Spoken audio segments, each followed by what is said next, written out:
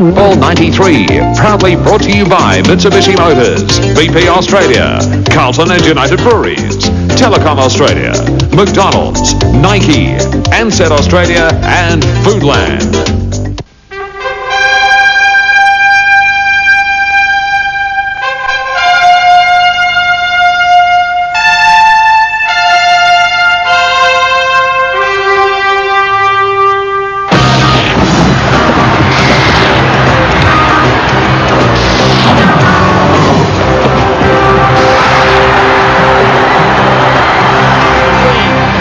The pace. Look at him go. He's got the read. Richard Osborne. He's got it. The full forward for goal number 9. Oh, he's close. It's a goal. Oh, Richard Osborne and the Swans day. The Swans have broken the drought. After 26 successive defeats, they have flogged Melbourne at the SCG. They've won by 40 points.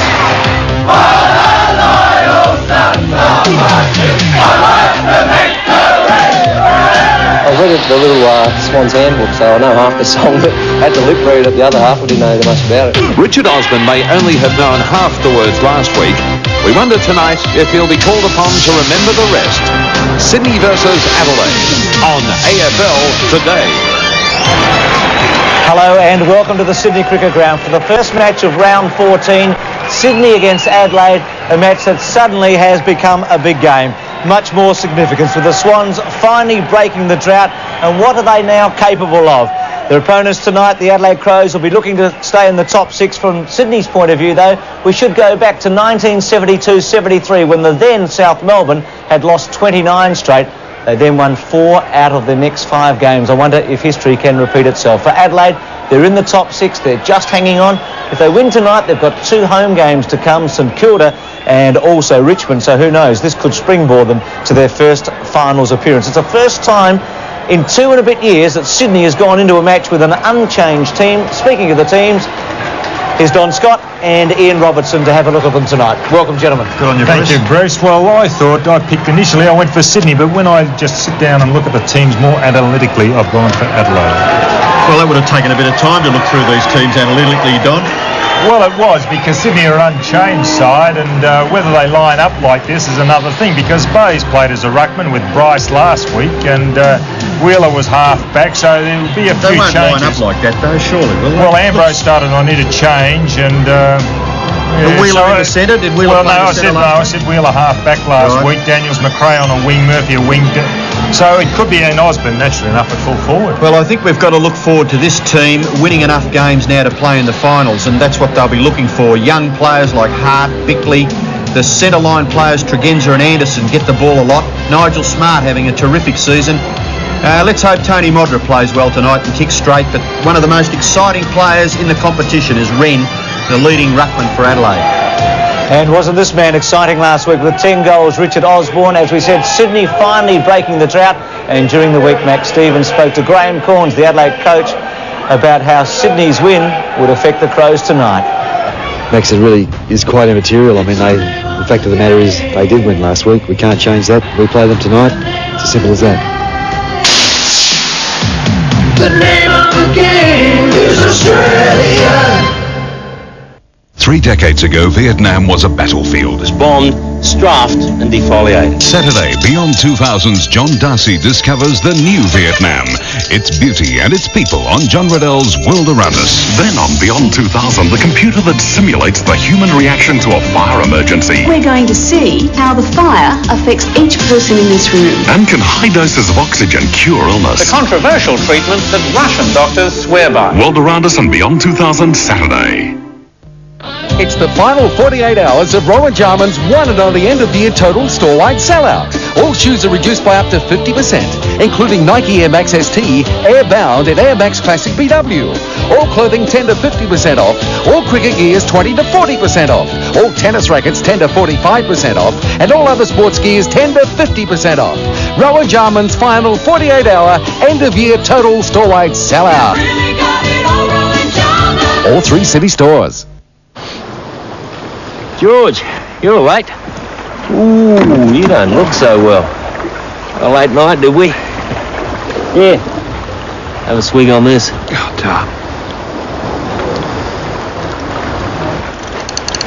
Oh, that's better. Max. But I don't like Max iced coffee. Could afford me.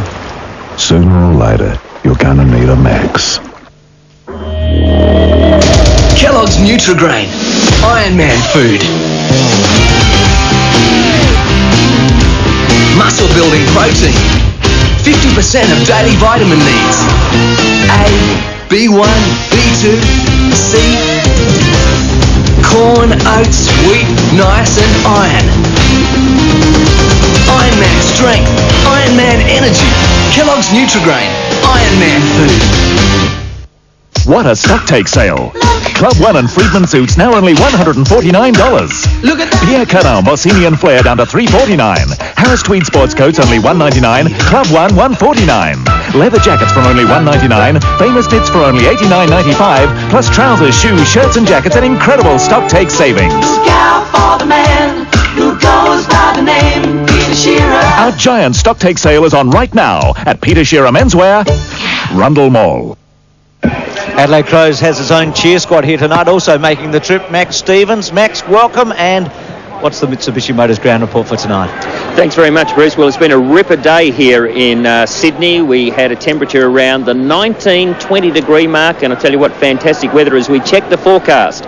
And fine and cool. Now, I don't know about that possible fog. Let's hope that comes in later tonight, very late in fact. The current temperature 13 degrees, the expected low 11 degrees, humidity 44%, so no chance of rain, no wind, so no goal advantage naturally, and the ground a little bit slippery but in excellent condition. Thanks for that, Max. Ron Barassi looking on with a smile already. Rod Carter's working with Max Stevens tonight. Your selections, gentlemen. Well, I'm going to have to go for Adelaide because it's going to Adelaide, but I reckon on this small ground they'll do very well. Now, you went for Sydney last week. Cannot believe it. They won. What do you reckon?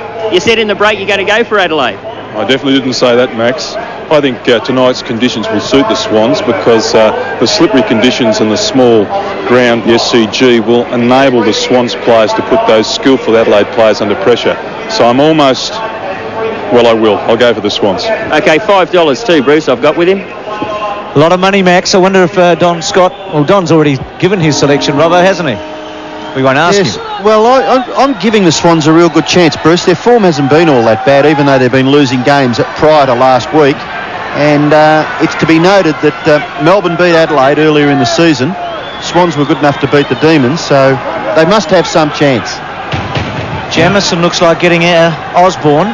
And Sydney lining up as they did last week with Bass at centre-half forward, Osborne at full forward. They've got Holmes, Dunkley, Wheeler on the back line. Start of the match, Wheeler on Nigel Smart, a bit of a surprise. Smart playing at centre-half forward. So away they go. Vocal crowd here. Bryce wins the tap.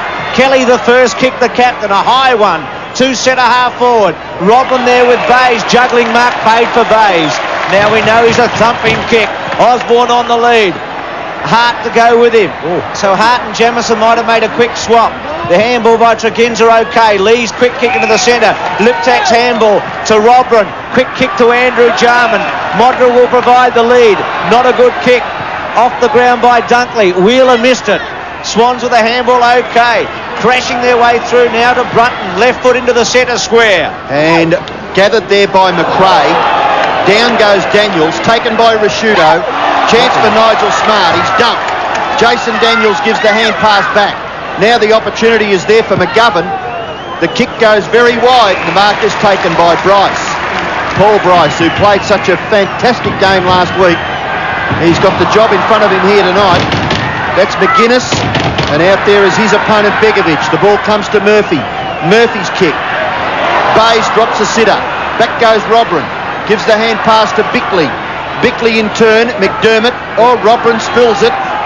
Back for McDermott. The ball very, very slippery. You can see there it's very, very dewy. There's Jarman fumbling once again. So that's the reason why these players can't hold it.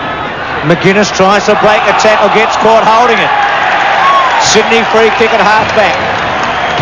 Sweeping handball to Murphy. He's played more than 150 games. Drop punt, Waters the target. Good grab. He's been their big disposals man so far this season. Goes short. Ambrose on the lead. Gets him at the 50-metre line. Looked very impressive last week, this young fellow. From Shepparton, I think he was at Essendon for a short time too. Ambrose will kick from 55 metres, tucked away on the boundary line. Osborne's in the goal square. The drop punt getting there. Wren in the front spot, knocked away. Ricciuto tries to get away, he can't. Was that Visca? It is out of play. And Bright and Maynard looks as if he's going off already. AC joint probably. Right AC joint. Hasn't missed a game, Scotty, in 3 years, Maynard. And if you whip him off this quickly, there must be something fairly serious wrong. Bayes a snap. It's close. It might be a goal. I think it is. A goal to the Swans from Bayes on his right foot, and Sydney get the first. Well, haven't we? We may have a game here as poor Rodney Maynard in the hands of the trainers. Bayes kicking that first goal. That's what. It doesn't look too good. I don't think he'll come back on the ground. He's in so much pain early. Well, there's Mark Bayes, the first goal scorer for the evening, and wasn't it a good shot for goal? So the Swans leading. The bounce favours Bryce, but over the top goes Big Wren, and he thumps it towards half forward. Jarman, quick hands. McDermott gets back onto the right foot, but the kick was smothered. It's forced forward, up in front of the goals. It's punched away by the Swans defence. It goes back towards half-back where Murphy gathers. Lovely little hand pass for Kelly. He's got the chance to run, but the bounce a little awkward for him, so the ground obviously is a bit slippery. A kick off the ground. It's forced towards the 50-metre line for the Swans. A kick off the ground there by Visca. The ball to be won, and it is won by McGuinness. Gets the handball, looking for Ricciuto. A bit of confusion there for the Crows. Visca, Lee, and now McDermott. McDermott kicks the ball nicely up towards centre-half forward. Punched away there by Dunkley. But a free kick is picked out of it. It's going to Adelaide. And the umpire said that Dunkley had a hold of the arm of Modra. From where I was sitting, I thought shoulder to shoulder, but then again the umpire in a better position. Here it is. Oh well, he's in a better position.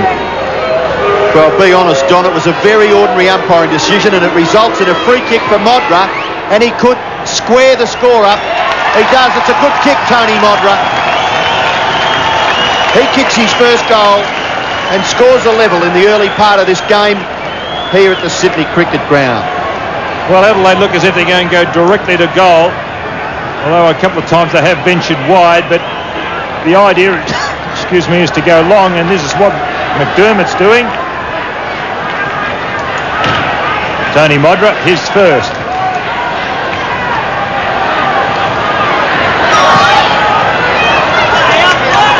Seven Sports scoreboard, 1 goal apiece. Sydney and Adelaide. Modra with his goal, 70 for the season. Sydney towards Osborne, was he held on to? Looked something in that if Modra got it at the other end. The handball by Jamieson to Hart, away to Lee. Lee to a vacant paddock. Murphy chasing it, will run it down, has a bit of time to steady, set something up with a handball. Higgins, Bone couldn't quite put a tackle on. Bayes dropped probably what he should have taken that time. Tregenza to Robin to lip tack, hip and shoulder, should have put him down, didn't.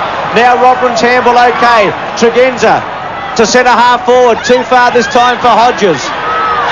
Mooney in the front spot, Hodges chasing him down and out of play. Holmes there as well. Mooney should have really laid a tackle on Tregenza out on that centre wings. We go down to Max Stevens on the boundary. Rodney Maynard, a collarbone related, maybe an AC joint, straight into the rooms. I wouldn't expect he'll take any further part. Boundary throw in the right forward pocket for Adelaide. Chance for Higgins to kick the ball clear, and he does with a plomb. Gathers about 45 metres, and it goes over for a throw-in. Begovic and Lawson there for the Swans. Bone doing the ruck work now for Adelaide. Ruckman lock arms. McGuinness leaves it behind. Bone tries to take it with him. Now McGuinness.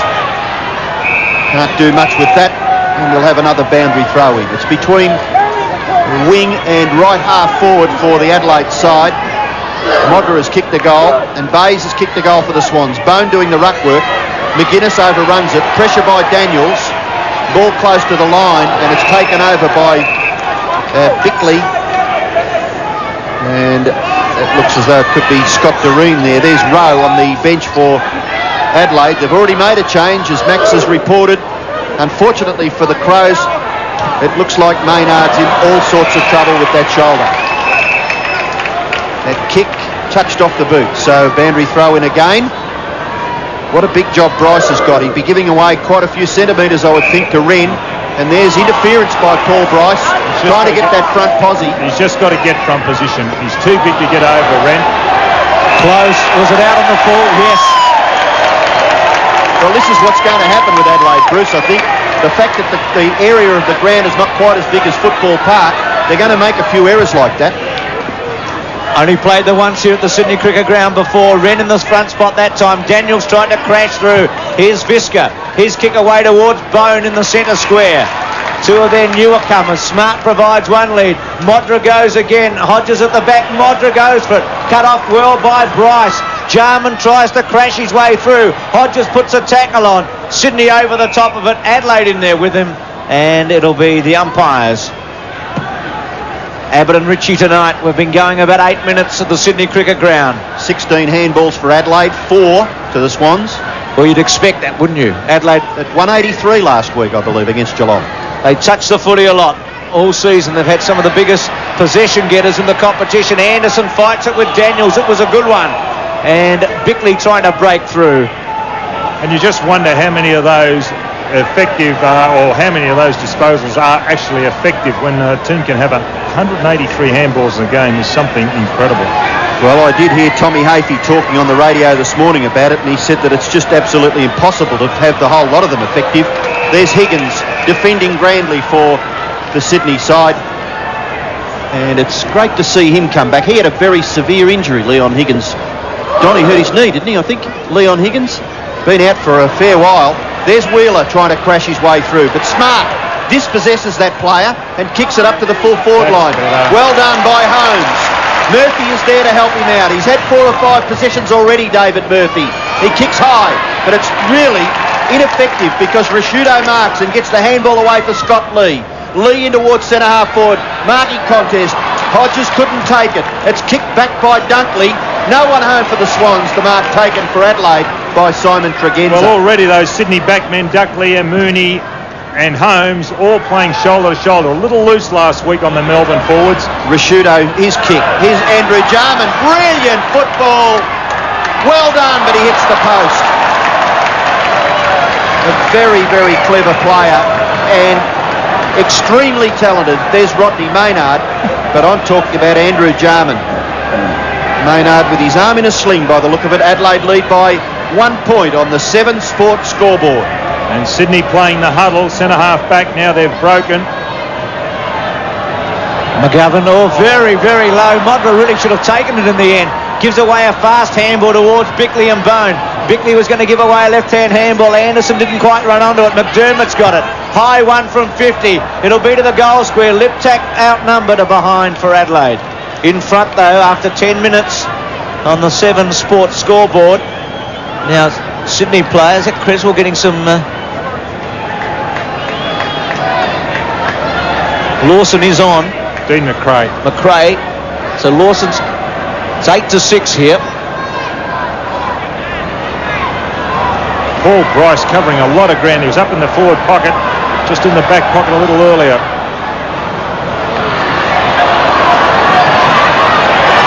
Too high, surely. Kelly striving to force the ball clear. They're in a bit of trouble back there. You've got to make them hit the target a little bit better there, Paul. He's caught, well caught by Liptak. In goes Daniels. Was Andrew Jarman too severe?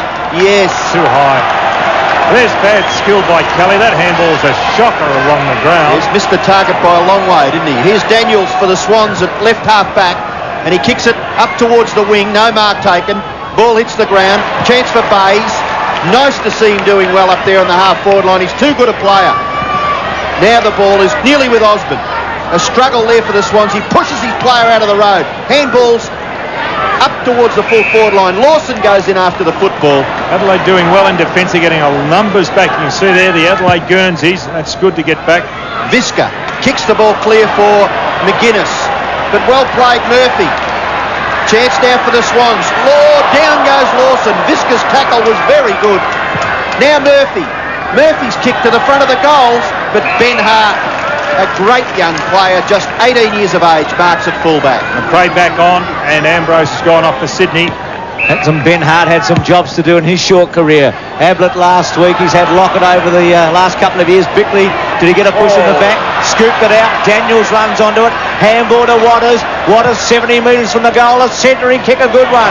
You could have put your foot pick with three of them there. Did you get that out, Bruce? I sure did, Robbo. That was good footy there by the Swans. Kelly, the captain, will kick from 52 metres right in front. If this early part is any indication, then we're going to have a fantastic game of footy, aren't we? They're competitive, there's no doubt about that in the early part of it. So Kelly, make it about 54 metres, won't quite make it. Osborne in the centre, big stretch from Wren. He'll be paid. Dennis Rich paying the mark, but the advantage coming back. And isn't this big giant important to the Adelaide Crows, Sean Wren? Short, put some pressure on Visca, handled it very well. Drop punt to centre wing. Bone tried to get rid of one, he did it all right too. Gives it off to Bickley running, away to Lee. Leads everywhere, Modra! Couldn't quite hold it. Jarman tapped it towards Bickley again. Left-hand handball, didn't have pace. Lee, they had some options, they made a mess of it. Brunton's quick kick away. Murphy, good pressure there. Got it away towards McGuinness and Creswell.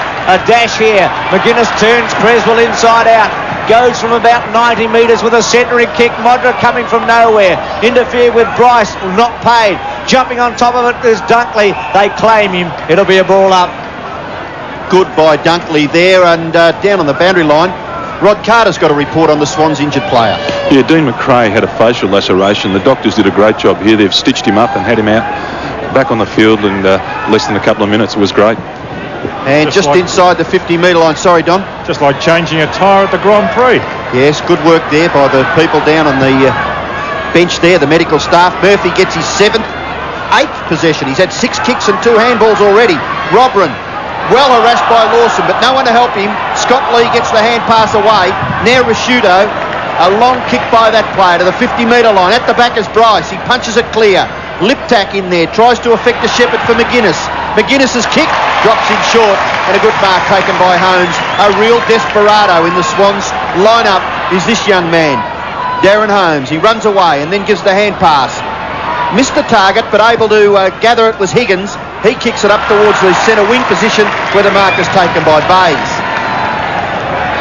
Bayes, who kicked the first goal of the game, goes with a low drop punt. Doreen stretches and takes a beaut mark. No one in the goal square. Osborne running on. Here's a good-looking kick across towards Osborne. Hart got in the front spot. Jarman got back. Very good hands to Visca. Handball on towards Jamison. Jamison back to Jarman. Little left footer should be effective. It is. Finds his target in Robran. Gee, couldn't his dad play? Robran up to centre wing. One of the Adelaide players, Visca I think it is, struggling a bit behind play. Jarman runs it out. I think he's just done his boot. He was just checking on his left boot that had nearly come off his foot. There's the Swans bench again. So Wren to go at the back. Bryce was in the front. Jarman got first hands to it. Couldn't do anything with it. Good tackle on McRae. You can see the bandage on him. Murphy swept it away. Went through Wren. Bryce handballed very high. Waters under pressure out on the ball. It's McGuinness from centre wing. There's Tony McGuinness, already fairly prominent, but he's been under a bit of pressure with his possessions. He kicks the ball up near the 50-metre line.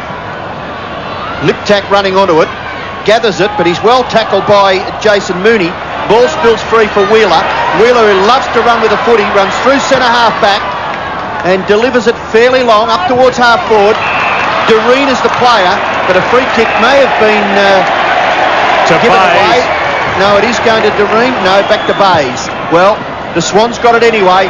Forced forward, and a good mark taken back there by Wren. Wren's dropping on Osborne, and he's just too big, and Hart is just too manoeuvrable, so it's a 2-on-1 situation. Well, they combine well, the Adelaide Crows, to get the ball clear. Here's Murphy again. The tackler was Bone. Ball spills for Tregenza. Tregenza's kick up towards half forward, but judging it very well back there for the Swans is Brunton. He runs clear, kicks it out to the wing, but gee whiz, they give it up a little bit too easily. Tregenza is there for the Adelaide side. He's kicking towards the centre. Well punched done. away from Bickley. Now a chance for Doreen. Doreen's kicked towards full forward. Here's a chance for the Swans. Who's the quickest across the ground? McRae beaten for it by Ben Hart. But McRae goes after him to put some pressure on. In goes Daniels. The two redheads, Ben Hart and Daniels. McRae can't gather the footy. Daniels is into the action with desperation. He gets it clear. Well done. Bryce is there. Bryce's kick over his right shoulder. Outnumbered dramatically was Doreen. Now Scott Lee's handball. Bickley and Robran will clear for Adelaide. Well done, Bays. Some good defensive work by Adelaide too. Modra on a long lead. Well gathered round the body. Hodges a great chance if it sits. It does. What can he? Well, he could run right in and kick it. Left foot. Across the face. He should have run right into the goal and kicked it because the Sydney player was down and out. Surely. Waters' kick out towards Bryce. And Sydney with a chance now to make them pay. How did the ball stay in the field of play? Amazing stuff. Bryce Osborne the target. Again Wren gets back. Here's Robran. Stops, drops, gets caught, but gets the handball to Visca. Visca could square it to Jamison. Decides to go safety first to Bone. Got a good bounce. Gathered beautifully, cleverly. Twists it back, smart in the front spot. Wheeler with him, free kick smart. Bad luck, Santa Brewer. And behind play, Richard Osborne chopped a high one from Sean Wren when he went for that mark. Just readjusting his helmet. I don't know if he's too good, Osborne.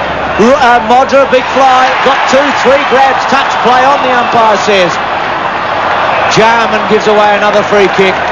Andrew Jarman's got to be a little bit more disciplined. I know he's quite fierce with his attempts there, but giving away a couple of free kicks. There's one for Anderson, and he plays on quickly. Loves to do that, Greg Anderson, and he thumps it in towards full forward. No mark taken. Now the pressure on the Swans' defence. Dunkley's under a little bit of pressure. The kick smothered beautifully by Liptak. But chipping into clear now for the Swans is Mooney, and his kick not bad. The mark sliding over the boundary line is taken by Paul Bryce. But they're doing well, those Sydney Swans. They're a little, as I mentioned earlier, a little loose last week. Dunkley, Holmes, Mooney, but gee, they're tightened up, improved in a week. Kick in towards the centre, an excellent mark taken. Third in line by Wren. Away for Jamison. Jamison, good kick, very skillful. And he finds Liptak about 55 metres from goal. Short pass, too short. Swans take it away. Murphy away for Waters. Waters 50 metres from the Adelaide goal. Kicks it clear out towards the right half forward region. The pace, Lawson. McRae at the back. Just a little lackadaisical, but he gets clear. Now onto the right foot and kicks it in towards centre half forward. Well done. The mark is taken there for the Swans by Creswell. He is a great kick of the football, Dean McRae. I watched him early in the year against St Kilda at Waverley, and his delivery off centre wing is spot on. If he can get the ball a little bit more, he'd really cut a team apart. Great kick by Dean McRae. Well, a chance for the Swans to get back the lead. They trail by just 2 points at the moment. Cresswell's kick clears the players in the goal square, and it's a goal.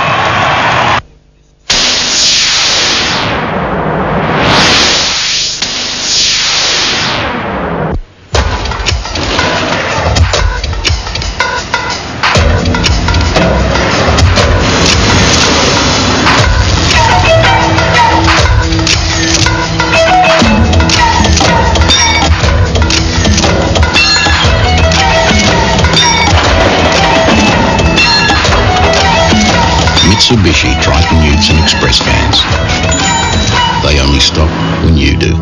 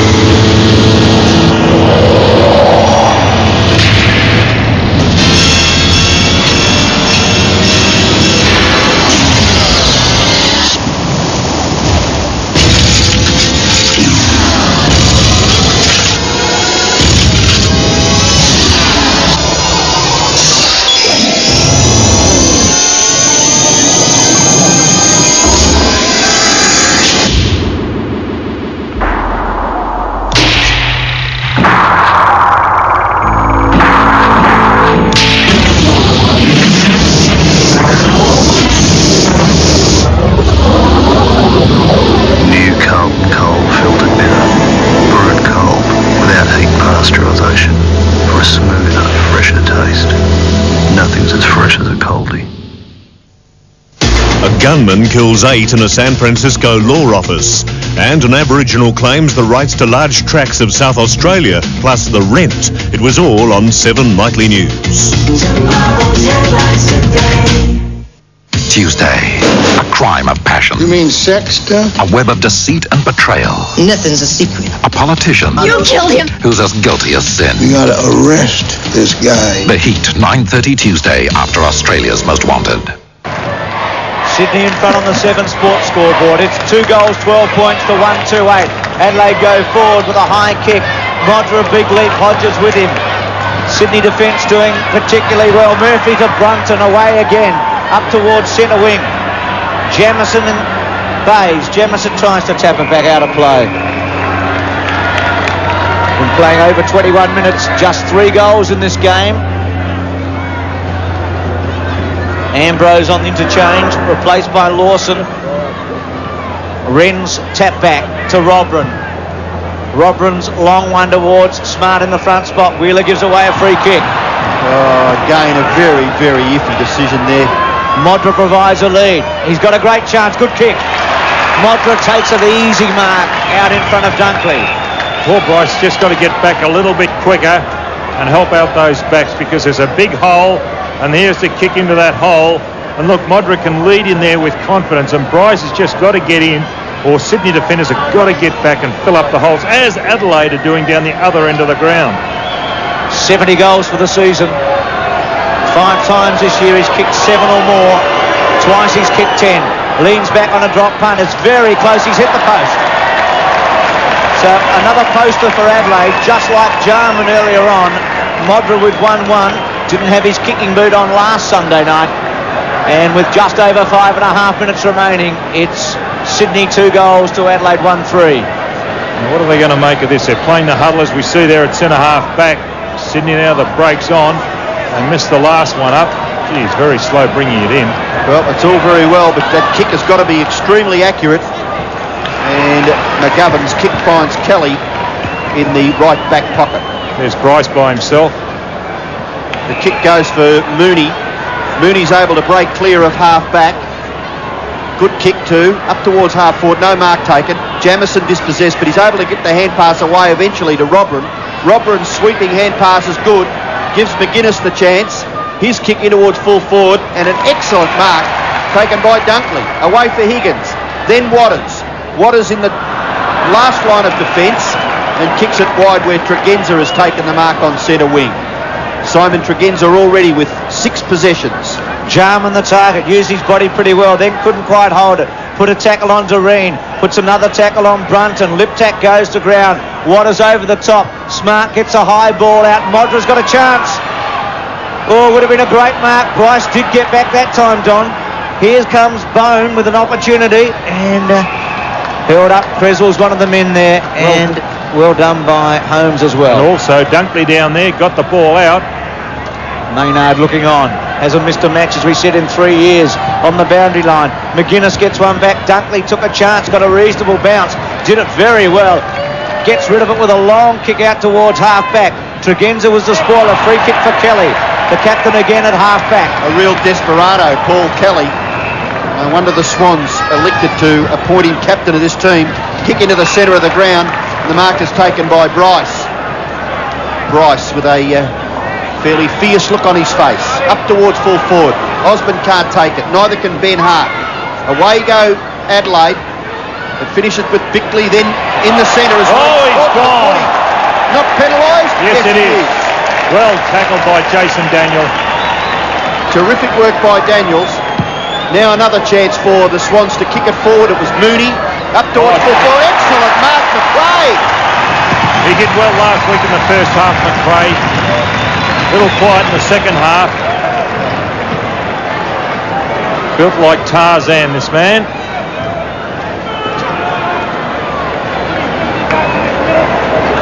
You're waiting for a rider there, Bruce Ware. I was just waiting for the next sentence. Let's hope he kicks a goal. Go Dean McRae. He goes for goal. The kick is ordinary, and it's touched back there. And it's through for a 1 behind. So the Swans 2-1. lead Adelaide, who are 1-3. The kick in finds Jamison with 3 minutes left. Smothered. Doreen got his hand to it. Daniels trapped it. Couldn't quite hang on. Visca well played. Little handball okay. McDermott's been quiet. High one. Smart the target. Big stretch. Went one-handed. Brunton gets back in front of Jarman. Oh, well done. Did it very well, Don, didn't he? Swept it out to Higgins. Higgins takes a chance. Takes on Bone and handballs over the line. Good play by Bone to hold him up. Gee, a win makes a difference, doesn't it? These players playing with a lot of confidence. Sydney now. Overtime on. In the old language, it's 2-1-1-3. 13-8 on the 7 Sports scoreboard. Missed by Creswell. McGuinness was in there. So was Bickley. Remember, both these teams played last Sunday. They haven't had long to get over those big wins. The bodies might be a bit weary and tired, out of bounds.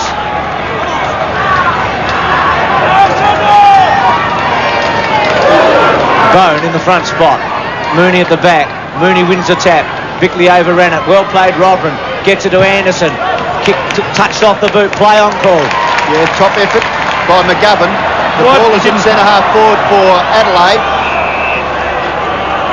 He's resurrected his career, Murphy. Really has resurrected that career. The umpire forced to bounce. Umpires Michael Abbott and Dennis Rich. Smart over the top. Free kick. It's going to Adelaide. The ruckman being held out of that, I'd guess. And the free kick will go to the big fellow, Randall Bone.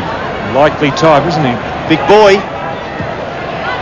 Not a very good kick, but it's falling in short where Modra, out in front, takes a very easy mark. Well, you give them a rap and they let you down. That was Dunkley. Jarman coming off for Adelaide and Rowe coming on. But boy, he was loose again. That's what he did last week with Jakovic. So Modra is about 25 metres out directly in front. Shoots for goal and he's kicked 2. So 2 goals to Tony Modra, 1 each for the Swans, kicked by Creswell and Mark Bays. And on the 7 Sport scoreboard, Adelaide lead by 2 points. Really, when you're a backman, you just got to stay shoulder to shoulder. Don't try and back yourself in until you know where the ball is going to go. And on that occasion, the ball dropped short and Dunkley was behind Modra. Just got to stay with him.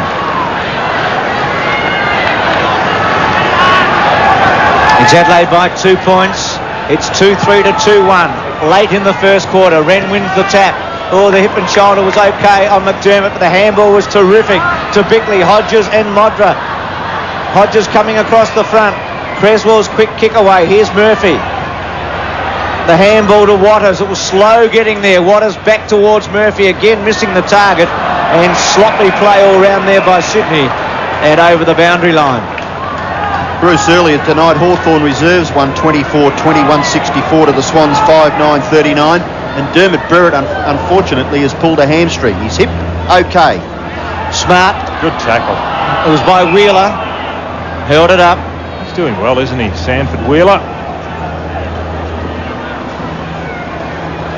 Seconds remaining in the opening term. And it has been competitive with Adelaide leading by 2 points. Siren sounds. So the quarter time score is Adelaide 2-3-15 leading Sydney 2-1-13.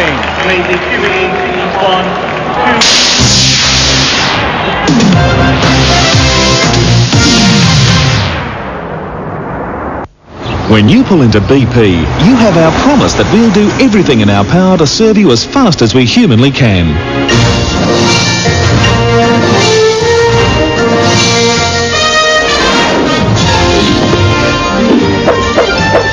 So after you pick up the pump, we'll make sure it's always clear and activated within seconds. It's a small thing, we know, but it's something that we take very seriously. BP, on the move. This sports update is proudly brought to you by McDonald's South Australia. The opposing full forward booted 10 goals while Adelaide spearhead Tony Modra managed just 1. But the Crows played a desperate team game and a flying start set up a 20-point win over Geelong. It kept Adelaide's finals chances alive and interest is at an all-time high. Its next home game against St Kilda, almost 2 weeks away, is already a sellout. This sports update was proudly brought to you by McDonald's South Australia.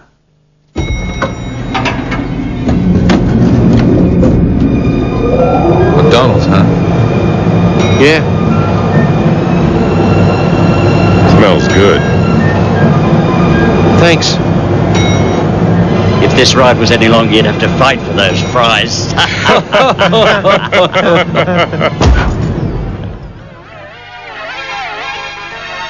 We're stuck. Look at these keen prices. 6 metres, 90 mil stormwater pipe, $8.95. Outside skylight sheeting, $6.95 per metre. Polyanthus, $1.95 at Barry's. Crikey, that's cheap. 5 litres PVA glue, $19.95. Barry's Permapine Kennels, medium $99, large $119. We've got everything you'll ever need. Barry's, Main North Road, Salisbury and North Park Shopping Centre.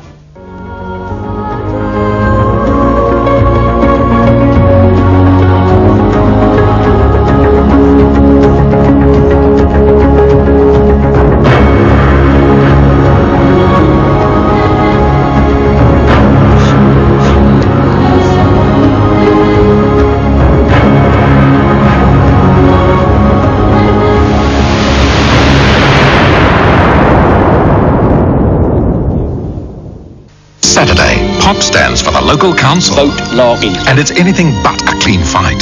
He's trying to make a fool out of my old man. The opposition pulls some dirty tricks. You're not married to the woman with whom you've had 7 children. And the Larkin family pull a few of their own. What's his other wife? Politics has never been funnier. 1 all, I think, dear. And Charlie's in trouble with his accounting. Helping me with my tax problems. What will Marietta do? I think I've left home. The Darling Buds of May, 8:30 Saturday on 7. Quarter time at the Sydney Cricket Ground. Creswell and Bayes the goal scorers for the Swans. Modra has both for Adelaide. It's 2-1 Sydney, Adelaide 2-3. The record between the two teams have played 3 times. Adelaide has the edge, 2-1, and won by plenty. 67 points last year. Sydney by 4 points in its win in 91 in Adelaide. Max Stevens on the boundary line with his report. Max. Well, Bruce, Graham Corn suggesting that where possible, and they've got a bit of a run, what they've got to do, the Crows, is kick for goal. Don't worry about Tony Modra and Scott Hodges. Very slippery conditions and on occasions extremely hard to hold the ball. Now, he's told them to settle down and get back to the game plan. Andrew Jarman simply coming off to change his boots, obviously going for the longer sprigs, and Rodney Maynard, unfortunately, a broken collarbone and will take no further part. Rod? Well, Barras went straight to Dunkley and asked him to tighten up on Modra. He asked his backline to back themselves and run out of that backline. And he wanted the handball to improve. And finally, he said to the side, how can we get the ball to Osborne better? He's quite disappointed with the fact that the players aren't looking and they're delivering to the loose Crows player. Now, here's the Maynard incident where he was injured. We've been told a broken collarbone, so he'll be out for a while. And McRae coming in pretty hard there. And, Don, that might have been where McRae also got his injury. Well, if you watch it quickly, you'll see the elbow of Maynard hit McRae in the chin.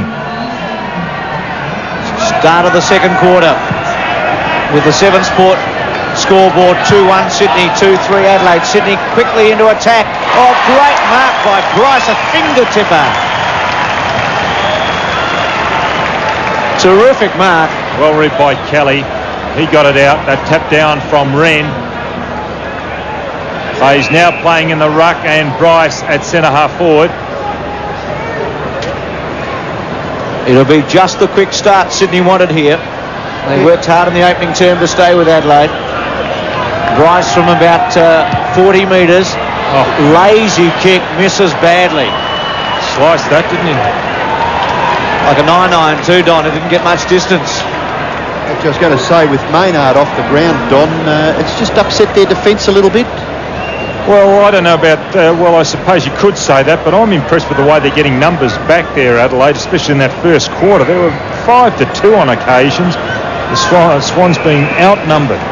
Kick-in has been marked by Lee away for Visca. Visca's kick is good. Good penetration up towards half forward. No mark taken. Crumbs nearly gathered by Rowe, but he's been interfered with by Leon Higgins, and Rowe will take the free kick. So Stephen Rowe, who started on the interchange bench, is kicking towards full forward. Up goes Modra, couldn't take the mark. Chance there for Hodges, gets the handball clear for Liptak. Well tackled, ball spills free. Now a chance is for McGovern. McGovern's kick goes wide, and if that's not a mark, I think it will be paid anyway by Kelly. Play on now. McDermott going crook in the background. The kick in towards centre-half forward. Taken by Jamison. Spins out of trouble. That's caught. Well done. Back to well cut out, Begovic. Brunton. Now Kelly. Bays. And the kick eventually by Brunton. Up towards full forward. The race on between Ben Hart and Richard Osborne. And the ball pushed over for a throw-in. And Ben Hart just a little too quick for Richard Osborne. What a great young player he is, Ben Hart. I think you said on the way up in the plane, Bruce, that he hasn't missed a game. Turns 19 next week. Hasn't missed since he made his debut at the beginning of 92. Rookie of the year. Rasciuto, another 18-year-old. Goes with a long kick into the centre square. Wheeler took a chance. Rowe couldn't quite take it. Waters gets back cleverly. Now McGovern gets around McDermott. A long handball was a good one. Wheeler sprints away and goes for goal. And Bryce. Is that play on? It is, and it's over the line for a boundary throw-in. So Bryce a couple of times creating some problems for Adelaide. Gee, they're keen, the Swan supporters, eh, Bruce? 8,250 here tonight. Up on the board a moment ago. McGuinness tries to get through. Left foot off the ground by Begovic. Across the ground and out of play. And what Bays is doing, he's playing on the ball, but he's also taking Wren down onto the half-forward line. So they've got two big fellows across half-forward. Bryce and Bays. Sydney. Wren to do battle with Bays now. Bryce lurking in the background. Wren gets rid of Bays. Then shrugs one tackle, gives it to Bickley. Squeezes a kick out. An important chase here. Daniels and Anderson. Daniels wins his way to the front. Anderson interferes with him. Daniels with him, a good contest. Osborne comes up from full forward. His left foot, there was a century, one a beauty. Well played to Creswell. Oh, that was well done. Well won initially by Osborne. Watch this, well done. And then the kick. Not a bad effort there by Jason Daniels either, just to make sure that contest was fierce. Creswell from 35 metres has already kicked one goal and gives that a bit of a hook and misses. So Bryce and Creswell have missed. They've had two very good chances to take the lead here, and on the 7 Sports scoreboard it's all tied up at 2-3 apiece. Begovic has gone off. He started in the second quarter for Sydney, and Ambrose has come back on. A couple of crucial misses there, I feel. Adelaide side breathing a sigh of relief as Ben Hart kicks in, goes in short. Scott Lee nearly chased down by Doreen, but they've messed this up. Lee close to the boundary line, handball away. They're a chance now, McDermott and McGuinness. Gee, you get really used to calling those two players feeding the ball to one another. Scott Waters tries to get it out for Daniels. Held when he didn't have it was Jason Daniels. Matthew Liptak shakes his head. And well done by Wheeler behind. Not too many defenders punch now, but it was terrific play. Oh dear, what a leap by Rodron. Takes the mark across half back for the Adelaide team. Matthew Rodron, short kick. Finds Anderson. Runs away with the footy. He's at centre half back. Little tap on the ground. Then kicks the ball to centre half forward. Smart, punched away by Wheeler, gathered by Murphy. Brilliant football, David Murphy. Gives Higgins the chance. That kick smothered off the boot. Anderson, handball wide. McDermott, between centre half back and the centre of the ground. Scott Lee, short pass is pretty good. Out into the path of Rowe. A real goal kicker, but this time his short pass is too short. Waters is there to break it down. Away goes Dunkley. Dunkley's kick off the hooks the ball. Well, it probably wasn't too bad when you think that he didn't really have too much to kick to. And it's now a one-on-one situation on centre wing for the Swans. And Scott Waters playing as a loose man across half-back for Sydney. John Kennedy came here during the week and addressed the players. And they reckon they were 2 foot taller after the address. They felt as if their sights had been raised. And Sydney are going with Adelaide here. To the ground, Visca then ducked his head. They're over the top of him. Free kick. I saw Derek Kickett get penalised for doing that about 2 weeks ago. Short to Robran at half-back. Robran to play on. So athletic. Goes to half-forward. Bone and Smart the targets. Big stretch by Smart. Jarman back on. Left the handball out to Tregenza. To McDermott. He should do something effective. Modra and Rowe with the targets. Dunkley gave it a big thump, didn't he? McDermott to get it back though. Quick kick. Waters should take it. underneath it, held his ground and took a good mark in front of Modra. Doing well, Scott Waters. 8 kicks and 3 hand passes, and into the most prodigious kick of the football in the team, Bays. And it's a good one. He's found Osborne. It really was a good kick by Bays. We've come to expect that, of course. And have a look at this. Don't they love Richard Osborne?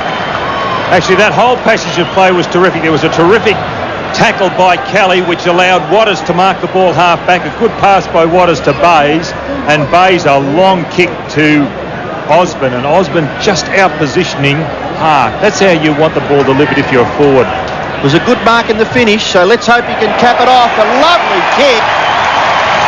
There's a goal.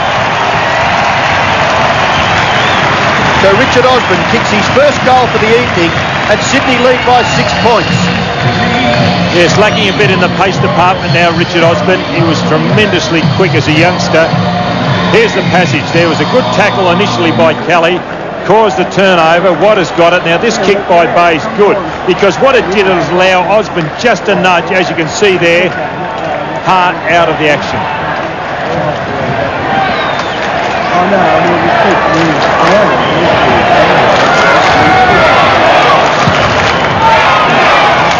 Sydney lead by 6 points. McDermott, Bickley, kick towards full forward, punched away, high in the air, back near the centre of the ground.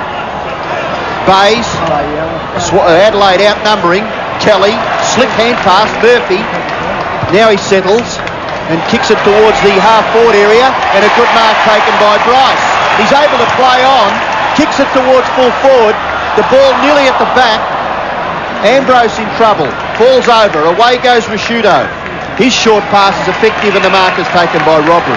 Great play by Rashudo there. The take was excellent, the kick perfect. Robbery towards Smart.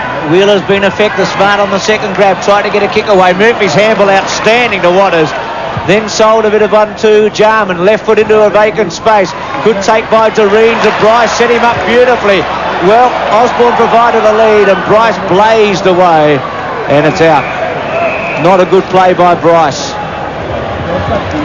And Richard Osborne just a little disappointed after he'd made that lead and it was ignored. Could have gone right down his throat. Wouldn't that have been nice? I think this place would have erupted. They've adopted him. It's been a long time for someone to take Warwick Kappa's place. Bickley, well done. Visca again, well done to McGuinness with run. McGuinness from half back to centre wing. Not a bad kick, but no one back there for Adelaide, and the mark is taken by Jason Mooney. And he plays on. Not a bad kick either, in towards half forward. Oh, Bays! Gee, that would have been a real good one if he'd have been able to take that. Lee, dispossessed by Bays. He goes after it again. Gathers it, then gives the hand pass away. Doreen to put pressure on Anderson. Anderson nowhere to go. He's forced to kick quickly, and it goes wide and off the boot of those two players, maybe, but it bounces just inside for a throw-in. And this is what we were used to seeing from Sydney about 4 years ago when Tom Hakey had them. They were the best tackling side in the business, and they're putting the opposition under some real pressure. Look at that tackle from Bays. Got to go back a little bit more than 4, I think, for Tommy Hafey's day. Jamison in towards McDermott, good play, the build-up here. Tregenza could go for goal, and that's exactly what he does, and it could have bounced through. I think it has. It's a goal to Adelaide. Kicked by Simon Tregenza, and in a very interesting tussle, the scores are level on the 7th Sports scoreboard. Well, it's interesting to see a lot of Adelaide people across here supporting their team. The build-up. McDermott two bounces on this treacherous surface, and just getting there, I thought Dunkley may have got a hand to it, but the umpire said no, and Tregenza's first. 3-3 apiece. Infringement in the centre square. Which way's it going? To Adelaide, to Wren. Missed a lot of footy early in the season. Played the opening game, went off injured against Richmond, and took forever to come back. Someone important to Adelaide. Sorry, Bruce. Someone should go over and pick up Scott. Oh, he's going over now, McRae. Very slow to go and pick him up. And playing over 11 and a half minutes. And scores all tied up at the Sydney Cricket Ground. Wren's kick. Robin in the box seat should take it. He does. Grimaces as he goes back to take his kick. And a fight going on at centre-half forward here, with McGuinness involved and McDermott and Bone, the Adelaide players, as Robin goes back off the side of the boot. Jarman almost a one-hander. Waters got in there to put the pressure on. Dunkley was interfered with surely by Rowe, and a free kick coming back for Sydney. He's giving away a lot of free kicks, Jarman. Well, Waters getting that off Jarman. Rowe also interfering with Dunkley off the play. Waters' kick back to the centre square. Visca versus Doreen. Well played by Visca. The handball by McDermott was slick to Bickley. Looking for options. Well played, Bickley. Held it up and then put it right down Hodges' throat. Gee, there were some quick hands in there. The McDermott one. McDermott. It was unbelievable by Chris McDermott. What are you saying, Robbo? What a throw. I think he got his fist to it. Looked like it, didn't it? Yes. So Hodges directly, well, almost directly in front, gives it a hook and misses. Not what you'd expect from a man who's there to kick goals. Liptak looking on, and Hodges misses a great chance for Adelaide. But Sydney's had a couple down the other end earlier on, and it's 3-4 to 3-3. There's an Adelaide player on the edge of the square who is injured. He's going to limp off the ground. Is it Visca? No, he's going to stay back on, but he is still limping. On centre wing. Visca it is, Don. As Sydney to bring her back in. The Swans trailing by a point. McGovern. No one really to kick to, so he's going to... Oh, he nearly went for the long one. Still a little bit undecided. Now he goes straight down the ground. They've got 2-on-1. The ball comes to the back. McRae. Short pass. No mark. Could get it again. He does. Dean McRae from outside 50 goes for the long kick. Ben Hart gets back and he will clear for Adelaide. Very, very athletic young player is Ben Hart. Kick out towards half back. The mark is taken by Bickley. Daniels looking to hold play up. Bickley goes for Anderson. In turn McDermott. McDermott's at right half back. His kick goes in towards centre half forward. It goes through all those players. In a bit of a jumble there. Scott Waters gets back. Can't control the football. This man nearly can, but in comes Dunkley, and a free kick is going to the Swans to be taken by, looks like, Dunkley. And Liptak on for Adelaide, and Visca has gone off, I think, to get that ankle treated. Bickley, sweeping hand pass. Rowe dives on it, now leaves it behind. McGovern there, so is Bryce. Chance for Cresswell, but Liptak into the action. McGovern appealing for the free kick, and he will receive it. Bryce is by himself. Looking to play on. That's the direction the kick goes in. Bryce is 2 kicks from goal. Short pass. Too wide for Richard Osborne. And in a day when you really have to be able to land the football on your teammate's chest from that distance, that was a poor kick by Paul Bryce. Visca on the interchange bench there. We saw just a moment ago. For Adelaide, Bryce over the back was Ambrose, but Wren takes it away. Now Nigel Smart looks as though he may be back in defence. The ball still at left half forward for the Swans, and Jason Daniels, no, it's Leon Higgins, and he's being penalised, and that could nearly be 50 metres. The act of frustration. Robin's made the swap with Smart. Robin to centre half forward and Smart into defence. Well, it's Nigel Smart with the football, and he's going to put this right up onto that full forward line. Pass, looking for Modra, punched away by Dunkley, picked up by Cresswell. This is a bit risky. The kick's got to be good, it is. The mark is taken by Murphy. He's being asked to play on. He kicks it long, out towards the wing. They've got 2-on-2, so they're a bit of a chance to Swannies here. Away goes Kelly. He's kicking towards the forward pocket. Oh, that's not a mark. It's a free kick anyway. Taken there by Richard Ambrose. 50 metres from goal. And Ambrose, short pass, too short, chopped off by McDermott, who got back there to help his fellow defenders out. Did that well, Adelaide. They had Scott Lee in the hole and also McDermott. They get numbers back. There's Scott Lee. Again in the hold on and takes the mark. Been playing over 16 and a half minutes now. Lee's kicked very close to the boundary line. Bounces in, before Bone can get there. Out of play right in front of us, in between half-back and centre wing. So Adelaide by a point. 3-4 to 3-3. Low scoring, tense match at the Sydney Cricket Ground. Smart works his way to the front. Bryce at the back. Smart tried to carry it forward. Murphy clever. Has played very well tonight. Swings it back. Wren sets himself. Did a terrific job. To McDermott, gathering possessions to Bickley. Up towards Robin. Big stretch. Great mark. Held onto it. Hurt himself. He's done himself. Oh, he's in trouble. Have a look at him. Oh, poor Matthew Robin. Wow. Look at the way he goes down here. Broken his leg. I think I hate to say it, but I think he's broken his leg. Well, it looks that way, doesn't it? He screamed for the stretcher and it's coming out now. What shocking luck. It was a terrific mark, Bruce. Oh, he's a terrific young player. Oh, that's a tragedy, isn't it? Wretched luck. So Matthew Robin has to just sit and wait now. Be an excruciating pain, and this is going to hurt as he gets onto the stretcher, remembering that Maynard's out of business as well. So you've got Maynard and Robin.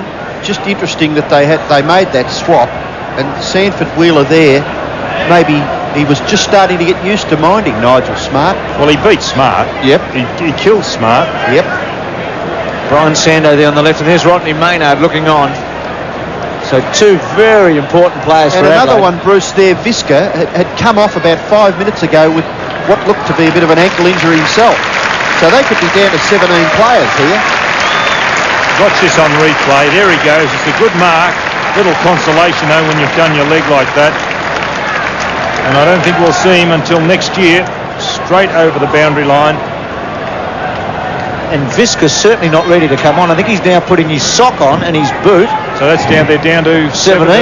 As Robin's going off, and they're getting Visca ready to come on, Adelaide.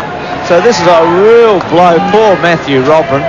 Bone with the footy, and Visca getting his boot on and about to come out. So Adelaide effectively at the moment with 17 men. Well, no chance Betsy Stevens could pull a jumper on, is there? Down on the boundary line? I hope not for Adelaide's point of view. They might be better with just a 17. Oh, he's a terrific player in the St Kilda under-19s, Max. Bone, high one to fall forward, big fly. Modra tried to get his hand to it. Rowe went off the ground, still Rowe, well played Rowe. It's rolling, he chased it all the way. And he's in with the crowd. Well, I hope he hasn't hurt himself. He mightn't get up. They'll be down to 16. He's back. Oh, that was a tough effort by Rowe. He chased and chased and chased. And Adelaide by 2 points on the 7 Sports scoreboard. And still they're getting Visca ready to come back on, if he can in fact come back on. Actually, they're strapping his ankle up. He'll have to just pop in the forward pocket. Well, the pendulum's swinging now to Sydney, isn't it? With Maynard it's going to be a real test for them tonight now, with those players very much restricted. The kick in, Bays, good mark. They've got to get 2 or 3 goals quickly, the Swans, to take advantage.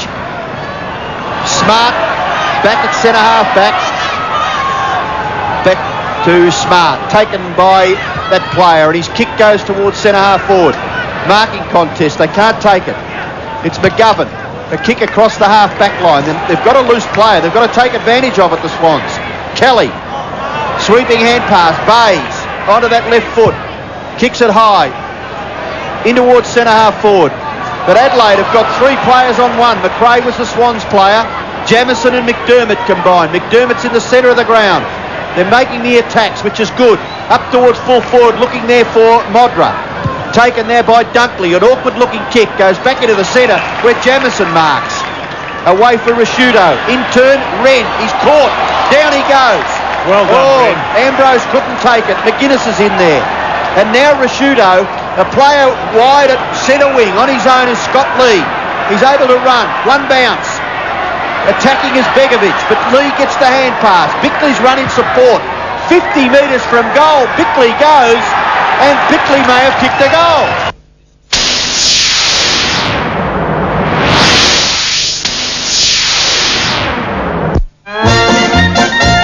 The international version of Magna is making a big noise overseas. One reason is that it has a great V6 engine. Now Mitsubishi is proud to introduce the Magna V6 to Australia. Luxurious, refined, and with all the power you need.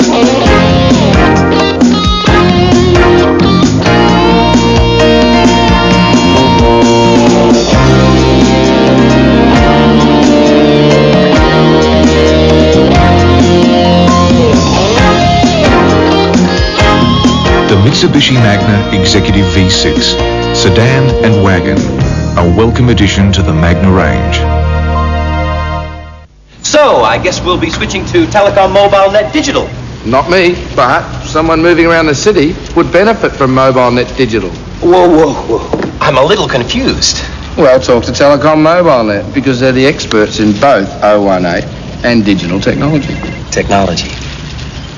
Now that's something I can relate to. You do. Telecom MobileNet. We're talking the right advice. If it weren't made from whole cuts of the finest fillets, we couldn't call it fillet of fish. At McDonald's.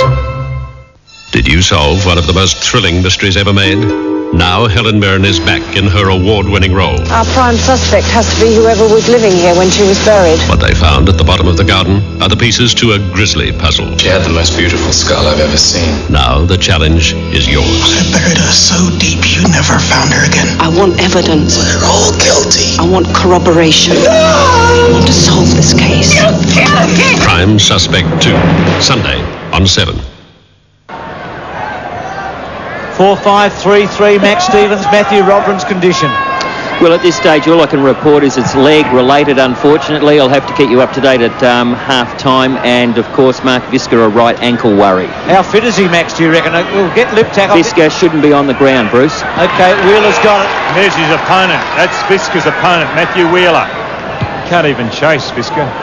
Good kick to Kelly. As Robbo said, Sydney have got to get something on the board here. They've got Adelaide down to 17. And Bryce takes it over the line, and they've got a chance here, Sydney, to kick away, yet they trail by 8 points. And Sydney falling down across half forward. They're getting it there, but Adelaide are getting numbers across half back and just run the ball out. I blame the players kicking the ball up to them, just kicking it at random. Wren. Now Tregenza, the tackle by Murphy. Tregenza's free kick. He's allowed to play on. Back to Smart, who looks more comfortable tonight across half back. Lee. Jamison, good handball. McDermott away. Modra's on a long lead. McDermott goes sideways to McGuinness. We know he's a thumping kick. He does just that. Visca's there with courage. Dunkley took a chance. Could Visca get it over the top? Well, he tried his heart out. It's a behind. It's 4-6. Adelaide, remembering Visca, injured with an ankle problem, and Sydney at 3-3. Dunkley should have punched the ball in. 30-21. McGovern to bring it back in. Low scoring match. 23 minutes played in this, the second term. 82 handballs to 33 in favour of Adelaide. So they're heading for another 180 handball game. Here's McGovern. Well, the crowd just getting a little restless. McGovern goes long and kicks it well outside 50 metres. No one there. Bayes has got two players to contend with. Scott Lee breaks the tackle. He's picking up a number of possessions. And he goes long from 50 metres. Oh, it's close. It's hit the post. So Scott Lee doing very well. He's had 15 possessions roaming across the centre of the ground. And a few of the Adelaide Crows supporters here at the Sydney Cricket Ground. 31 plays 21 on the 7 Sports scoreboard. And we've got 7.5 minutes left in the second quarter. We're playing a 5-man forward line, Sydney. They've got their two. They've got Osborne and Ambrose in the forward pocket, across half forward, McRae, Doreen and Bryce. This kick in is a little better, and the mark is taken by Murphy. Goes for Waters. Waters in turn for Holmes. Holmes is at right half back. Short kick, and the mark is taken very well by Cresswell, who was doing a reasonable job tagging Tony McGuinness. Cresswell's kick in towards half forward, punched away by Hart, missed by McRae.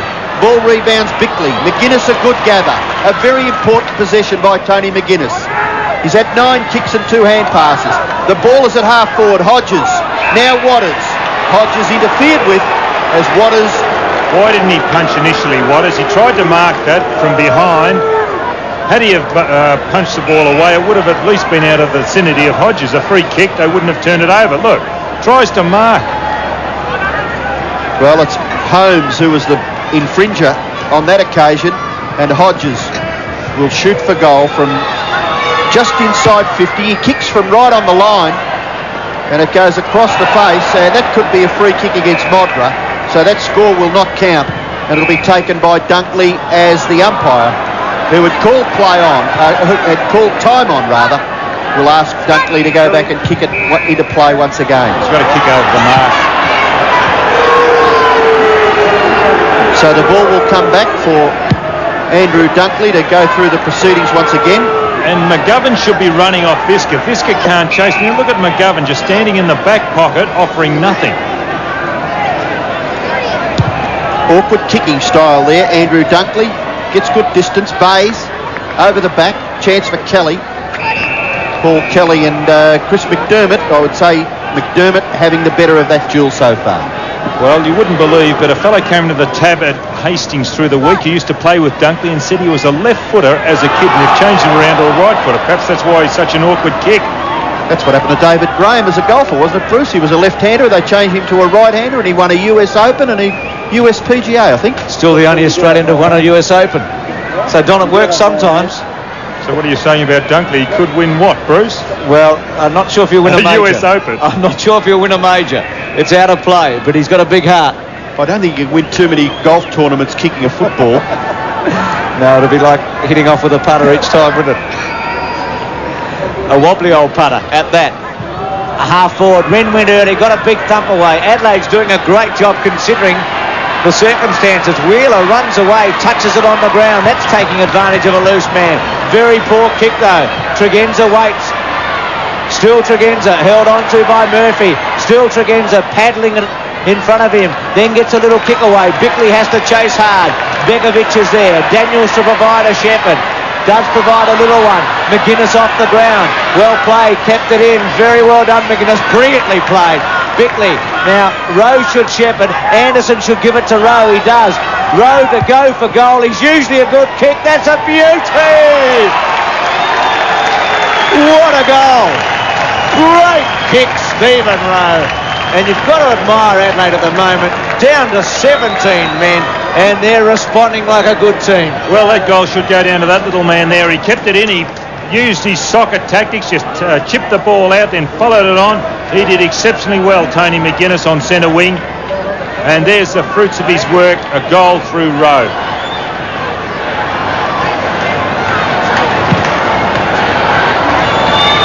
Well, Stephen Rowe, who loves to kick goals, gets the fifth one on the board for Adelaide. It's up towards full forward. Osborne, hand pass. Kelly's got to kick a goal here. Oh, it's a shocking kick. And if there's one criticism that I have of some of these Sydney Swans players, it's they're just very, very ordinary kicking into the forward line. Kelly should have nailed that. Well, let me tell you, it has improved. Jamieson to McGuinness. Had to wait a little while, but got there. He's starting to become more and more effective, McGuinness, with McDermott in the second term. Smart the target. It went over their heads. Mooney, left foot, high one. Back to the 50-metre line. McGuinness sits underneath it, takes it, runs away from Daniels. He's a great player, McGuinness. Goes out to centre wing. Jarman, he can't get into the game. Neither can Hodges. He's had a couple of shots for goal and missed both, and it's out of play at centre wing. Good contest between McDermott and Holmes.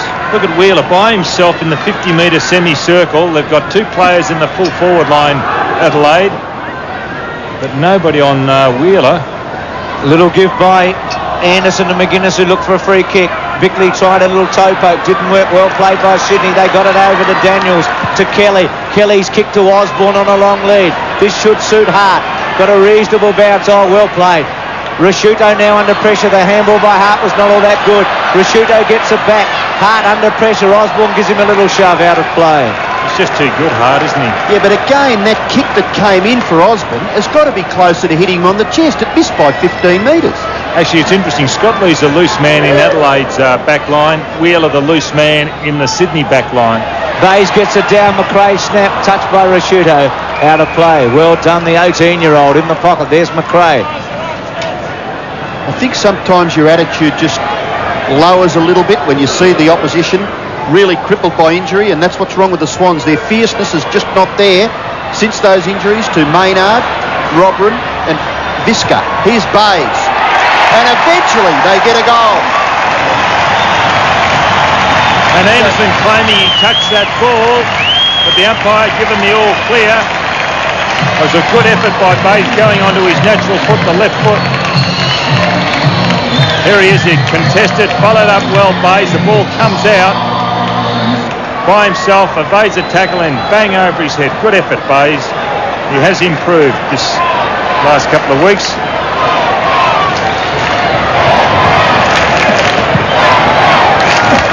So it's back to just 9 points the difference. Kelly breaks clear, kicking towards full forward. That's a little better, nearly taken by Ambrose. Osborne's hand pass chopped off by Liptak. Away goes Jamison for the Crows, out towards the wing. Rowe and McGovern. Cresswell, a little tap, not far enough to the advantage of his teammate, but Cresswell will receive a free kick. He's too far out to score, but he'll kick it inside the 50-metre area. Now a chance for Liptak. Little hand pass. McGuinness misses his teammate. Bays, Wren, Risciuto, Liptak, and now Lee. Combination of players there, and away goes Scott Lee. Little hand pass for McGuinness. The pass is a little too high for Modra. Back goes Wheeler. Forced to kick with the left foot. Clears it. Is it effective? Cresswell trying to affect the Shepherd. Away goes Daniels. Daniels kick up towards half forward. Nearly Mooney. Now chance for Wren. He gets past McRae, the big fellow. Well done. And a short pass, nearly taken by McDermott. Tackled by Higgins, not bad. McDermott effective to Wren. Liptak ineffective, but Wren gets there and makes it something. Anyway, away goes McGuinness. Sweeping hand pass. Bickley could easily score. And Bickley kicks another goal for the Crows. I just cannot understand why there are so many loose men on both sides. There's been a 2-on-1, a 3-on-1 situation, and Adelaide had so many players around. Sydney, when they came out of defence a little earlier, had numbers around the ball too. Look, not a Sydney man inside as McGuinness gets the ball and finally across to Bickley, unattended.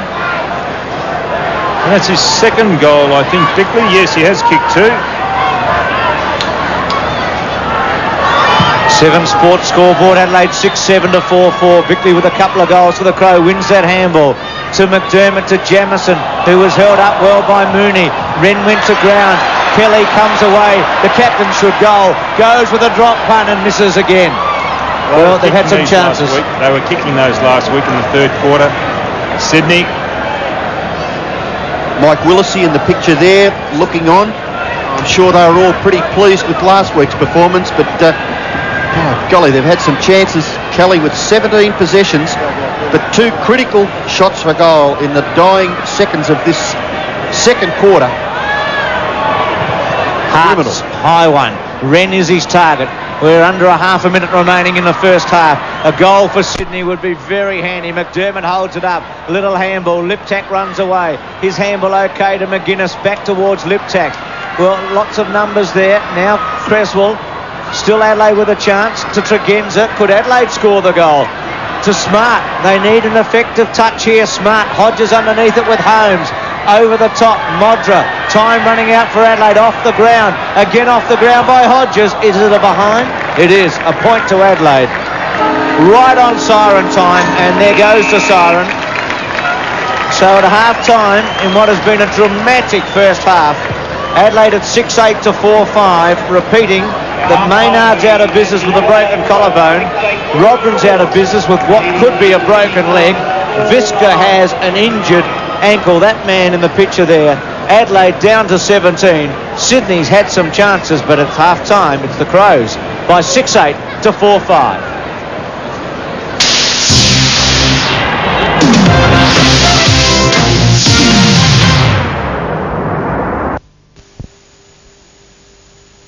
Ian Robertson, your impressions of the first half? Well, I don't know what to make of that first half because Well, it's bad luck as far as Adelaide are concerned. You think they'd go on with it, but it's always the way that the opposite, the team that's down seems to lift that little bit. And with Visca playing in that forward pocket really hasn't made much difference because he's taken Waters, and Waters is not really running away.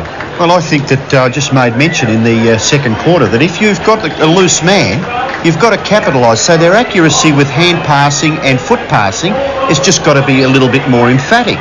They've had their possessions, and we mentioned about Kelly, didn't we, Bruce, missing those two important shots for goal, and you've got to nail them. If you've got the opposition on their knees, you really have to punish them. And it's gone the other way. Well, they've both got loose man. Wheeler's a loose man for Sydney on their back line. Scott Lee's a loose man for Adelaide. But there's a lot of looseness everywhere towards the end of that last quarter. There were numbers of players around the ball, but they're just not capitalising at the moment. Have a look at those handball stats you mentioned in the first quarter when I said something like it was 40 to 12 or something.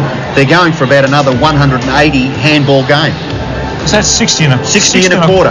107 to 39 in Well, I suppose it's up to them.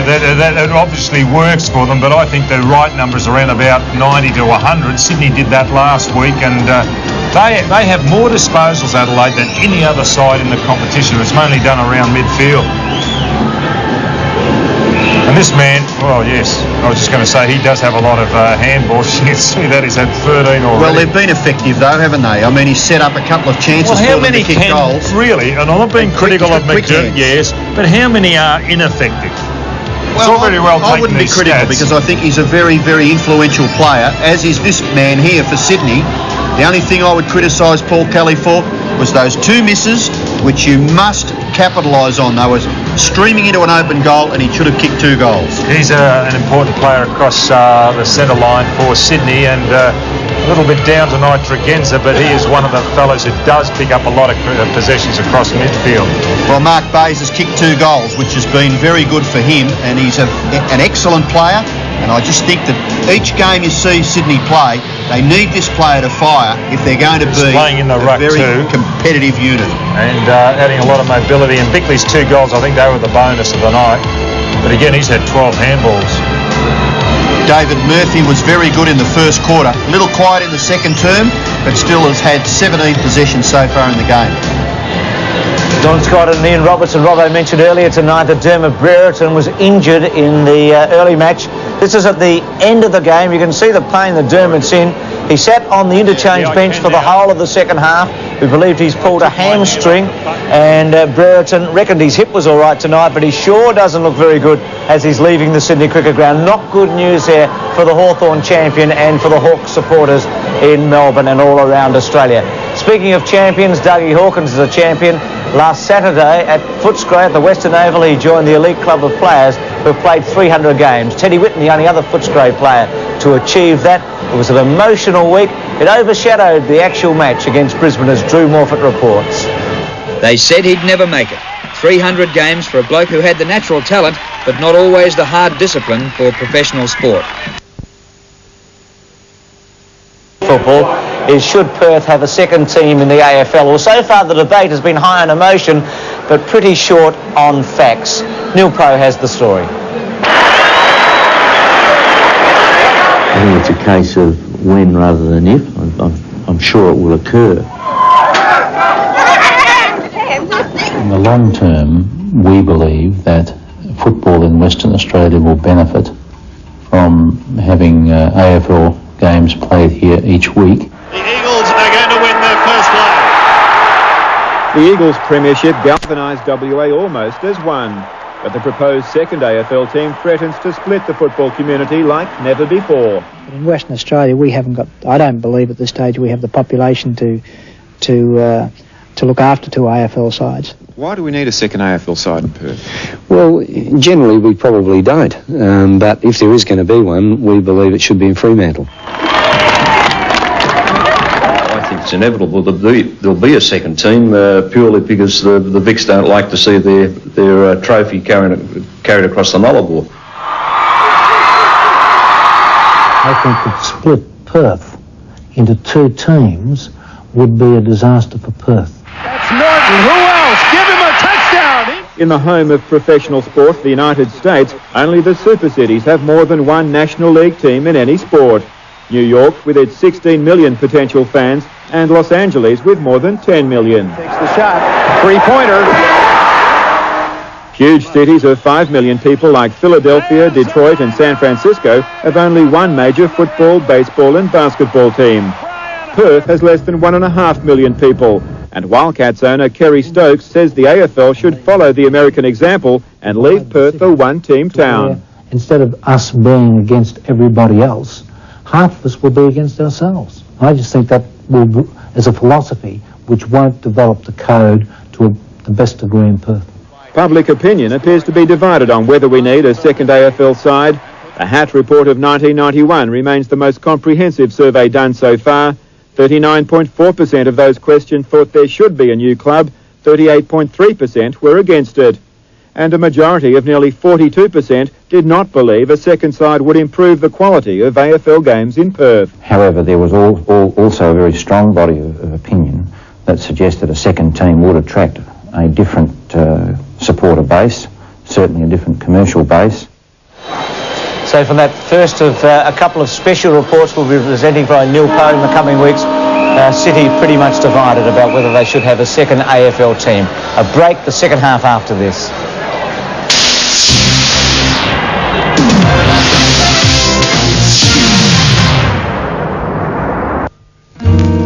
The days are grey,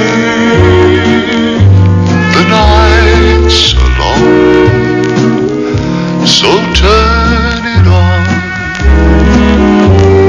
oh turn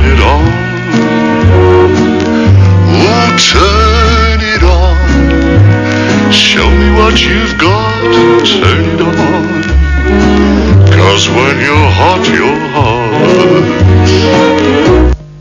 It's the final 48 hours of Rowan Jarman's one and only end-of-year total store-wide sellout. All shoes are reduced by up to 50%, including Nike Air Max ST, Airbound and Air Max Classic BW. All clothing 10 to 50% off. All cricket gears 20 to 40% off. All tennis rackets 10 to 45% off. And all other sports gears 10 to 50% off. Rowan Jarman's final 48-hour end-of-year total store-wide sellout. All three city stores. Introducing the all-new Holden Apollo. It will change the way you look at Australian four-cylinder cars. The new Holden Apollo is the largest, roomiest, most powerful four-cylinder Holden ever. Seeing is believing. The new Holden Apollo. Yeah, I need a carby for my 84 Mazda, please. You couldn't get parts this easy in my day. Hotline 40 Plus have made it easy. Used, rebuilt or new, from the 1940s to the 90s. Guaranteed parts too. And if it's not here, with nearly 40 wrecking yards covering Adelaide, they'll find it for you on the hotline. There you go. Thanks, mate. Ask about our guaranteed $40 batteries at all Hotline 40 Plus locations. Look for the red phones in the yellow pages. I'll remember. Red's my favourite colour. Wheel of Fortune is celebrating, but you could be the winner. Just watch the wheel, listen for the puzzle, call our 0055 number, and you could win a fortune. There's $1,000 each night to give away and a chance at our major prize. Somebody at home will be going to America. Harvey World Travel presents a return trip for two to LA, flying Continental Airlines, and $3,000 spending money. Watch and win starts Monday on Wheel of Fortune. A reminder about Sportswood on Sunday, 9 o'clock Eastern Time, 8:30 in Adelaide, 11 o'clock the football hours Eastern Time, AFL and Rugby League. Australian Touring Car Championships, it's round 7 from Melaleuca in South Australia. Again, check your local guides for details of the coverage. Both the teams are back on the ground. Max Stevens is out there. And Rod Carter. Max, what's the Adelaide situation with all those injuries? Well, injuries. Didn't have any time to have a listen to Graham Corns, unfortunately, Bruce. If I run through the injuries, Rodney Maynard, a broken collarbone, as we said in the last break. Now, Matthew Robran, as we speak, he's going by ambulance to St Vincent's Hospital here in Sydney. They suspect he has a broken leg. They'll be taking x-rays, but a broken leg, and that'll probably put him out for about the rest of the season. Mark Visca, a right ankle problem. Now, he shouldn't be on the ground, but hopefully they've given him some magic juice and one of those special injections, as you know all about, Rod. How'd you go? Well, there were no injuries in the Swans rooms, but Barras felt that the players were down, and yet there were only 2 goals behind Adelaide. He also felt that a second effort was needed by players, that is, that players were to get to the next contest and harass. Also, he felt that the ball had to be delivered to Osborne correctly, and so far I think that the ball delivered into the forward line has been poor. Well, Max, we've just had a call from that great full-back of Sydney, of St Kilda, I should say, who played in the 70s, Bob Murray, who apparently coached you in the under-19s at St Kilda, and he said, as a footballer, you were a great runner and deliverer of messages. Is that right? Exactly, and probably Bob Murray's the only bloke that remembers me. And Bob, if you're watching, he said to me, I've got a job for you. From now on, you're the runner. You're no longer playing. So there you have it, Donny. I wasn't a champion. I was a mug. Never mind, Maxie. You still might be called on tonight. Because for Adelaide, the situation is they're down to 17 fit men, and Visca's out there, but far from fit. Dennis Rich holds the ball aloft. Second half about to start. Sydney at 4-5, Adelaide 6-8 on the 7 Sports scoreboard. Adelaide go to right of screen, Sydney to the left. Ambrose got a touch. Bickley got the first kick. There's Visco, and nearly a one-hander. What courage. Here's Rowe. Should be a goal and kicks it. Well done, Adelaide Crows. Well done, Visca, just to get his hand to it. Inspirational stuff. 7-8 to 4-5. Yes, and he took a long time to get up, Visca. Quickly out of the centre.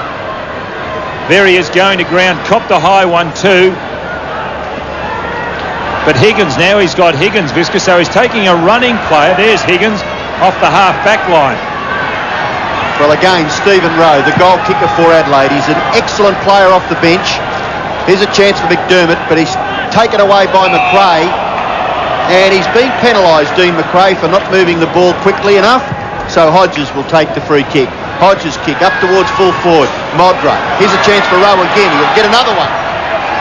Oh, no, he won't. It's close. I think it's through for a behind. And he may get another kick here. Usually when you see the field umpire consult with the goal umpire, it's going to indicate that, would you like another kick, son? Yes, says Stephen Rowe. And that's exactly what will happen. Well, I've never seen a footballer knock one of those back. No, not after you've kicked it behind. But, geez, a good goal kicker, this boy.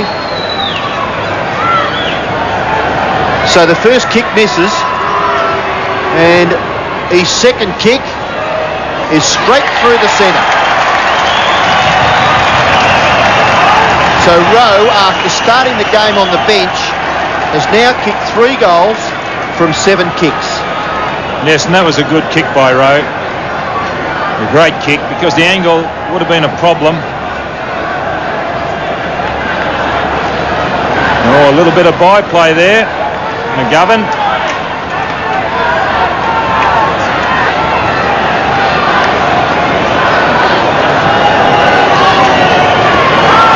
McGovern and Rowe. McGovern giving Rowe a heave-ho after Rowe kicked his 3rd goal. 16 goals he's kicked this season, Rowe. He's been important to Adelaide.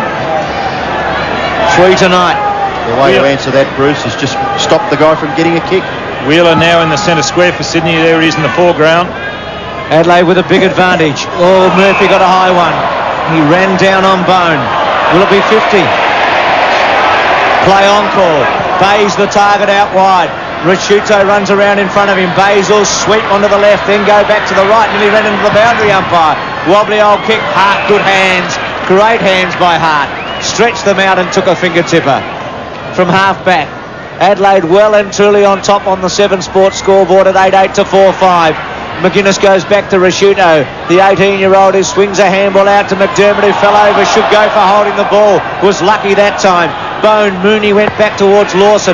Lee put his foot in and kicked it out of play. Doesn't Scott Lee do a very effective job for the Adelaide Crows? 8 kicks, 8 handballs tonight. Which time you're watching this? Linkman, 30 years of age, has missed 1 match in 3 years. And Don was at Hawthorn, wasn't he, at one stage? He was a great resident player at the Lakeside Oval in the Commodore Cup. It used to be the Army Cup. Was he? Army Reserve Well, there Cup. you go. A second chance at AFL football, and he's doing a pretty good job. There he is in the action already. as he drags Mark Bayes away from the football, and the umpire will bounce about 65 metres from the Swans' goal. They need to get one back. Rashudo kicks it clear for the Crows. Up towards half forward, nearly taken by McGovern. A critical miss though. Jarman swooping on it. Handball, okay. Big Bone kicks a big goal. What a kick by Randall Bone.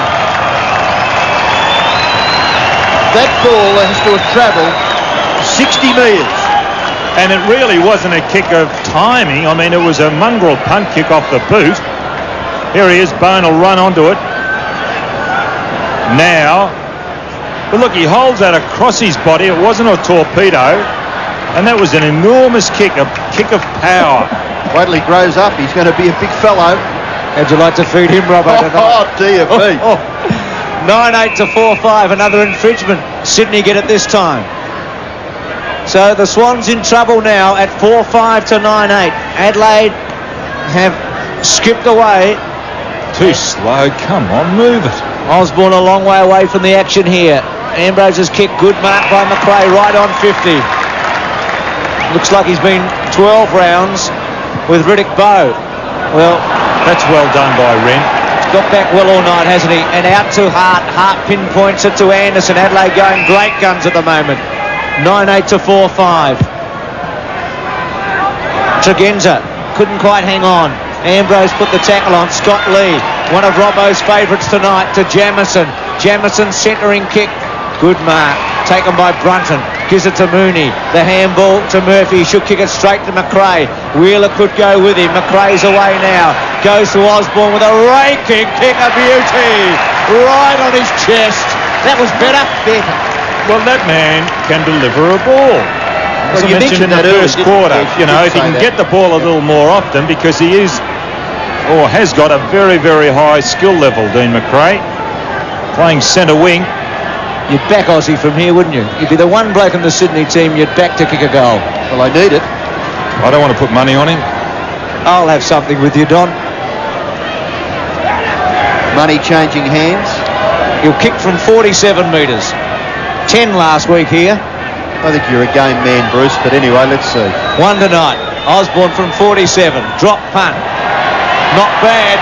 Thank you very much. I'll have that money, Don Scott. Straight through the high diddle-diddle. Good kick. Oh. Very good kick. Yes, he was very good last week too, 10-1. And this is McRae, who is a very good deliverer of the ball. And actually, this is an excellent kick by Osborne. But the reason they got the goal was Murphy's kick hit McRae on the chest, and McRae's kick hit Osborne on the chest. A little bit of precision is what they need. 9-8 plays 5-5, and if you want someone to tip a person to kick a goal, just consult Bruce McAvaney. Wheeler can't get clear. McGuinness crunched. Wheeler's got a chance. He recovered pretty well to get the kick up towards half forward. Smart and Hart. The combination, not bad. All Australian players last year, and Chris McDermott marks at centre half back, kicks it across that half back line. Wide looking for Jamison. Bounces a little awkward, but he's able to get his left foot to the ball. Kicks it clear. Anderson diving on it, Murphy. Oh, over the top there, it was Jamison, but Anderson there to help him out. The kick is smothered off the boot. Opportunity for Tregenza. Bayes, ineffective tackle. Tregenza's kick goes in towards half forward, but a good mark. Taken back there by Mooney. He plays on quickly. The pass is good for Kelly. Again, here's a chance for the Swans. The kick towards half forward. Punched away by Smart was good on Bryce. Smart. In there was Ambrose. Ball bashed clear. Wheeler. Handball high. Opportunity for Ambrose. Ambrose kick is high. In towards full forward. Osborne can't mark because Big Wren got back again. His hand pass is good for Ben Hart, who finds Scott Lee at right half back. Hart feeding off Wren all night. Lee's kick's excellent to Bone. Looks a likely prospect. Modra tries to go for a lead. Bone goes very short. Hodges had to sit, had a big stretch, couldn't take it. Holmes was good there. Rose been very good with his 3 goals. Centering kick was the right way to go. It was a great kick. Modra, big fly. Adelaide could get a goal out of it. Jarman left foot misses a behind. Very quick getting his boots the ball there, Jarman. Exceptionally quick in reaction. The Rowe kick was a good one, wasn't it? 9-9 to 5-5. He gave them a chance. I just wonder, Don, those blokes that were on the fringe for Adelaide tonight, like Jarman, struggling going off the ground, the fact that they know they're there for the rest of the match would relieve some anxiety, wouldn't it? Well, I don't. I'll think about it for a while, Scott. I will, but I don't think that. I personally don't think it enters their brain. There's not much choice. They've got much alternative. Well, you're not going to get taken off, Robbo. Oh, there's a good mark taken by Hodges. Well, he's one of them, Robbo. Yes. Who's been in and out tonight. Well, he's got the chance here. He's probably a little bit too far out to score. So what do you say? I'm just going back to that statement. You're saying that it upsets the player, or they are taken off too much on the Adelaide. It's a behind, Don. What I'm saying is that they know they're going to be on for the rest of the match. They can relax a little. They don't have the anxiety of worrying about getting the next kick, and they'll play a lot better. Gee, I've taken too long over all that. It was a very, very explicit explanation, which you have to give sometimes to Scotty. Let's check the 7 Sports scoreboard. It's 9-10 to 5-5. They've been playing 10 minutes. Murphy's kick goes wide, but there's no one home for the Swans. Anderson overruns it. Lawson interferes. And Anderson will take the free kick. He plays on quickly, Greg Anderson. Loves to do that. Away for Liptak. Liptak's kick is very bad in the finish. He hits Higgins on the chest. McGuinness overruns the football. Rowe will get his 4th. No. He'll pass it off. And Bickley is marked in the right forward pocket where the angle is extremely difficult. Bickley has kicked 2. Mike Willesee watching on. Pretty proud of his team last week, I would think, but they're struggling this evening. Bickley, shot for goal, misses to the near side. So Mark Bickley's contribution, 2 goals, 1 so far. 9-11, plays 5-5. Adelaide getting on top in this 3rd quarter. They've kicked 3 goals, 3 already. And the Swans have just added 1 goal. 20 scoring shots to 10-2, Robbo. And I think it's starting to show in the field of play too, Chris. Higgins goes wide. Kelly was over the top. Tregenza to sweep for Adelaide. Gets around his opponent. Centres the ball to McDermott. Good play. McDermott sweeps it inside. Hodges with a long one. Doesn't time it. It bounces. It's a behind. So Adelaide peppering at 9-12 to 5-5. Hodges with 3 points tonight. And still goalless. 150 for Port Adelaide. Bruce, just to cut across, you just look how far Modra standing off Higgins with the ball. Now Higgins could play. Oh, he has. He's played on, because it was just so obvious. He's given so much latitude in that kick out. Long kick too. In the front spot, Ambrose. Tregenza at the back, taken by Waters, who died out a little in the 2nd quarter. Slow handball, but a good one. Mooney gets round onto his left foot. To centre half forward. Wren gets back as he's done all night. Smart, who's looked very good at centre half back after being beaten. It's a great hip and shoulder to get rid of Osborne. Ben Hart, cool as always to Scott Lee. They're a great defence, this Adelaide side, and Lee now from the back pocket. Well, they certainly worked that football around, and now they've got it with Nigel Smart. Outside the 50-metre line, he kicks it up towards the wing. Jarman at the back, a little push. Having a dirty night, isn't he? Yeah, the free kick to be taken by Brunton. Andrew Jarman has 4 kicks and 4 hand passes. But he's got that man Brunton on him. Another ordinary kick finds Tregenza. Short kick, and this is the difference. Hodges away for Liptak. Liptak bombs. Long kick. Back there was Visca, and it's forced over for a rush behind. Mark Visca there. Umpire comes in and has a little chat to that player as he limps away. Now, will Higgins do it again? Because Visca can't run. There's a lot of latitude. He can play on if he wishes. Kicks into the far side. The marker's taken out there by Begovic. A booming kick. Big torpedo punt kick out towards the wing. No mark taken by Jamison. Good gather by Bone. Away for McDermott. In turn to Jamison. Short kick in towards the centre of the ground. Anderson unselfishly for Wren. Wren in turn. Rowe in trouble. Handball away. Taken by Brunton. Goes back for Dunkley. Dunkley has to kick quickly, and it's not to the advantage of his teammate. Oh, that's a free kick surely to Rashudo. Held too high by Lawson.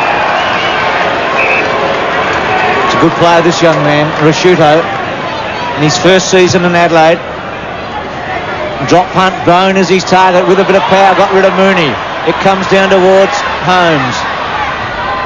Or Ambrose, I should say. Caught by McGuinness, who's all over the top of him. And Lawson coming off too after that mistake on Rashudo, and Doreen coming on for Sydney. Ambrose a bit lucky he wasn't penalised there. Rendezvous battle with Ambrose now. Adelaide lead 9-13 to 5-5, almost halfway through this third term. Sydney making little progress, in fact none. Creswell goes back. Kelly Campbell was a hot one for Bays. Good hip and shoulder, Rashudo. Anderson's take fair. McDermott did very, very well to lip tack. Swings it out to Anderson. Anderson, the link man. Great kick. Oh, Hodges should have swallowed it. Rose got it. Jarman, not all that effective that bit. Jarman just pokes it up towards Modra. Dunkley gets rid of him and punches it away. Creswell. Daniels. Begovic gets rid of Jarman. Quick.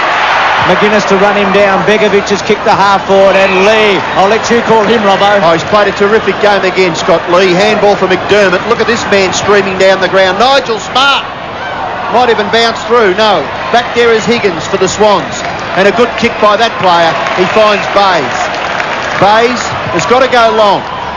2-on-2 marking contest. Lip tack. Away goes Rashudo. He's forced a quick handball. Now Scott Waters.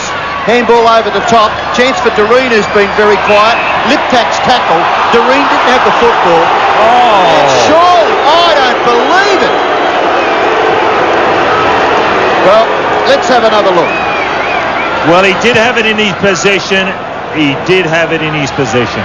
Well, I'll leave that one go. Bones got the football. Another free kick for the Adelaide Crows, this time at centre half forward. And it looks like Scott Hodges to receive it. He's kicked just 3 behind so far. We're halfway through this third quarter. Have another look at this. And it could be against Holmes, an indiscreet tackle there. Hodges kicking from about 40 metres. So he really should get the distance.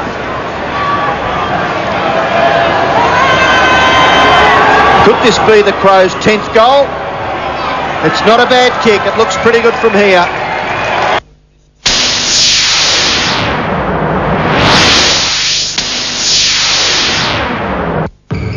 Following the success of last year's Mitsubishi All-Star sale, our dealers are back on court and ready to do it all again, offering unbeatable All-Star deals on the entire range, including Magna Sedan, Magna Wagon, Pajero, and Triton. So see your Mitsubishi dealer now. He's waiting to play ball. When you pull into BP, you have our promise that we'll do everything in our power to serve you as fast as we humanly can.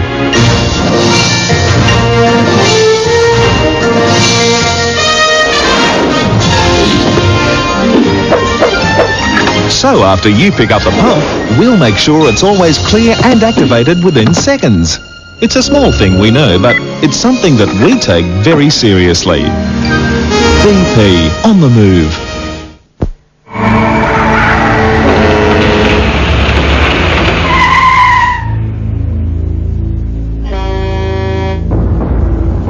If it only saves you once a year, it's a good year. Delicious soft serve cones, 30 cents. 30 cents? 30 cents, but only at McDonald's. It's my time. At the special time of 7:30 Sunday, fast forward, rewind Steve Vizard. He sends up everyone from Peter Garrett to John Laws, Richard Carlton, Bill Cosby and Herman Munster. Oh, Grandpa! And who could forget Roger Ramsey and those airline stewards? I was in the cockpit where the captain was sucked out. With all the classic crack-ups and goofs. No hurry, Budgie Bottom. A jam-packed 1-hour comedy special, 7:30 Sunday on 7. Well, Scott Hodges' first goal, Adelaide's 10th. They now lead by 38 points. Big advantage now. Bickley leaves it for McDermott. Went too severe, I think, with Lip for that hand pass for Liptak.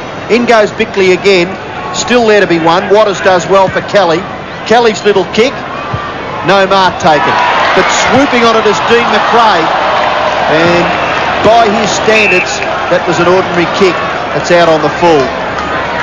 Swans supporters there, barracking hard for their team. They'll need more than that. Nigel Smart's kick into half-back. Wren went up high. McRae, the tackle by Liptak, was it too high? Going back to McRae. At half forward. He'll be kicking from about, is that 50 metres against Wren for just dropping the ball. And McRae goes from about 55 metres out and he'll come right up towards the goal square. Well, Wren can't believe it. Not giving the ball back. And McRae to kick from right in front. Just behind play, Bruce, we see McRae walking back onto that 50-metre line. Brunton doesn't get many plaudits, but he's got the job on Jarman tonight. I'm just watching him behind play. He's with that man the whole time. He is probably, and I'll go out on a limb here, say the best leveller in AFL football today. McRae from point-blank range kicks the goal for Sydney. Oh, they needed that, the Swans, at 6-5 to 10-13. Could that breathe a bit of life into this Sydney team? It's 41-73 on the 7 Sports scoreboard. And here it is again. Wren will give away the free kick in just a moment. The free kick initially was to McRae around the neck, and then Wren drops the ball. Maybe it was helped by Bays. Well, there's a goal on the scoreboard for the Swans, and to say that it was badly needed would be an understatement. They're 6-5, and they trail Adelaide, who are 10-13. Wren gets the tap out. McDermott goes after it, but he's beaten for it by Kelly, who gives it away to McGuinness. His kick drops in short. Begovic takes the mark and plays on. Kicks it wide, looking out there for Bryce, but he's been smothered, particularly since Smart has been back at centre half back. Bryce has struggled for possessions. Begovic has done a few good things half-back. Maybe that's his position across half-back, formerly of West Coast. 9 kicks and 1 handball for Paul Bryce. Bayes doing the ruck work in front of Wren. A real struggle for possession there, so the umpire will be forced to bounce. About 65 metres, he's just going to throw it straight in the air, indicated by Dennis Rich. Probably to the advantage of Wren. McGuinness thrown off the football by Creswell. In goes Wren. Nigel Smart tries to get the hand pass for Bickley, and Doreen takes it over. So we'll have a boundary throw in about 65 metres around from the Swans' goal. 20 minutes gone in the third quarter. Adelaide with a big lead. Quick kick away by Jamison. High one by Osborne. Centre half forward. A battle there. Both players go to ground. Play on called. Lee tried to keep his feet. Couldn't. Daniels picked it up well. Just threw it over his head.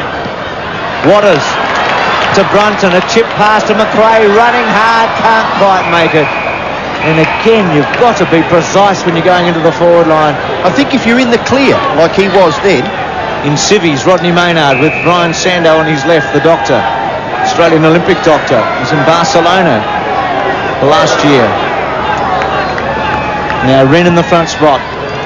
Coming in hard was Kelly, trying to lift the Swans. Hart's there. And Ambrose took a long time to get it away. Osborne. Adelaide get the numbers back. McGuinness, Lee. Combination was good. 2 possessions in that passage of play for Tony McGuinness. In the finish, no one really to kick to. Will the ball stay in? No. So it was an effective kick by the Adelaide Crows rover, Tony McGuinness. He's had 22 possessions so far, 14 kicks and 8 hand passes. Yet to kick a goal. Boundary throw in on centre wing. Up by Bays. Had his hand in the middle of Sean Wren's back. So the umpire will award the free kick to the Adelaide Crows ruckman, who is a very, very talented young player. He's kicking towards the half-forward region. It's out on the full in front of Bone. So let himself down a little bit there, Sean Wren, and the free kick will go to the Swans to be taken back there by Mooney. And Holmes has come off for Sydney. McGovern back on. Risky conveyance this. At the back, Tregenza. He's going to take possession. Could get round onto his right foot. No hand pass. McDermott. Oh, down he goes. Dunkley's got him. Could have been nearly a free kick. Not paid. Tregenza. A wobbly punt kick in towards full forward. And at the back, a terrific effort by Mark Visca, who we've already mentioned has got a troublesome right ankle. It's a good grab, actually. Gives the kick away, and Bickley's made good position. Mark Bickley marks about 30 metres out, not even 30 metres, it's probably about 25 on a slight angle. Well, those are the little things that let Sydney down. Concentrate, they should realise he's going to give the ball away. He can't kick properly, Visca. Bickley was unattended. Bickley can kick, and he can kick accurately. 3 goals to Mark Bickley, 3 goals to Stephen Rowe. The leading goal scorers for Adelaide. They lead 11-13 to 6-5. Very awkward kicking style has Mark Bickley, but very effective. Very cramped when he kicks the ball. Here it is, the build-up. And the mark to Visca behind Higgins.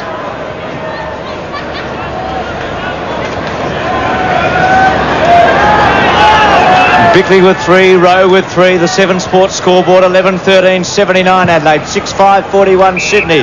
Another infringement in the centre square. Which way is this going? To Adelaide. Gee, Graham Corns would have discovered one thing about Mark Visca tonight.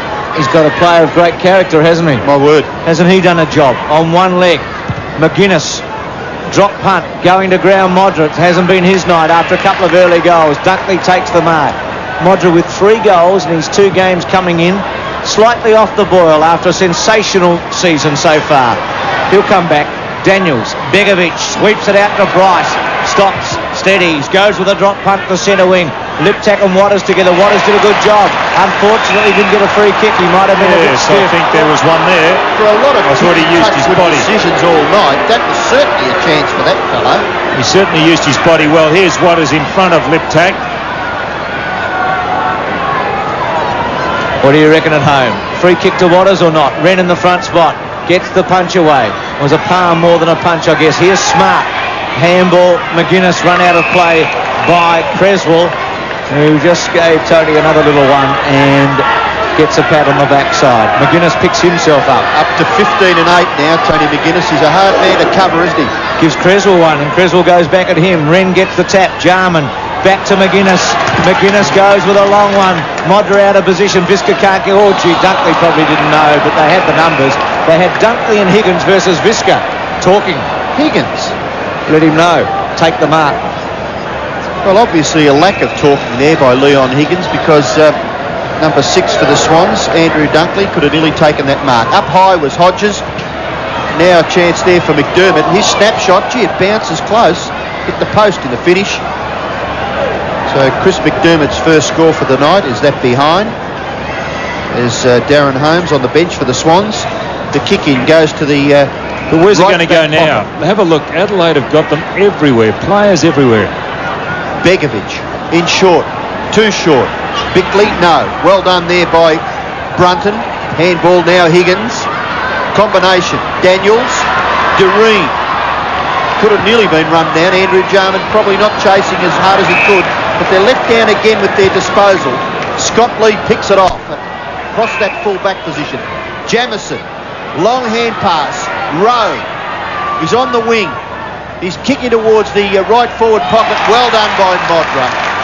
Very well done. Just got rid of his opponent by half a metre. And the ball sliding to the right-hand side. He's taken a good mark on his chest. I'd just be interested to see whether Modra can resurrect himself. As Bruce mentioned earlier, sensational early in the season. But did he play above himself? Well, only time will tell. Impossible to play above yourself, Don. It is. No. When your confidence is up, Bruce, you can do anything. Don't believe in that. Well, an ordinary kick in the finish is out of bounds on the full. What do you mean? It's impossible to play above yourself? Not my philosophy of sport. You're just playing to your ability. You never play above yourself. You don't think adrenaline has anything to do with it? Or confidence? You're capable of doing that any time if you can gear yourself up and do it. Obviously, if you can play at a certain standard, you can repeat it. I just don't believe you play above yourself. Don't believe in the terminology. Okay, the kick in. It's picked off by Rowe. Hand pass for McDermott. Back to Anderson. Trying to set something up. He's kicking towards full forward. The bounce is all important here. Higgins. Oh, he could be nearly penalised, couldn't he? No. All clear to the boundary umpire to throw it in. You're a lucky man, Leon Higgins. 4 minutes left in the third quarter. It's been Adelaide Crows' quarter. They were 6-8 at half-time to 4-5 for the Swans, and they've taken over in this third term. Hodges, snapshot with the left foot, misses, so 1-4 now to Scott Hodges. Playing across that half-forward line is Hodges, 11-15 to 6-5, 26 scoring shots to 11. This is Brunton making the lead. Gee, they've got 3 on 1. If he doesn't get it, the Crows are certainties. Anderson, McDermott, kick it quick. He does. Not bad either in the finish, but a good mark taken by Daniels over Bickley. Handball goes out wide to Begovic. Begovic chips it across to Murphy at half-back. Wheeler now making a lead for him at centre wing, and that's the way Murphy goes. Wheeler should run onto it.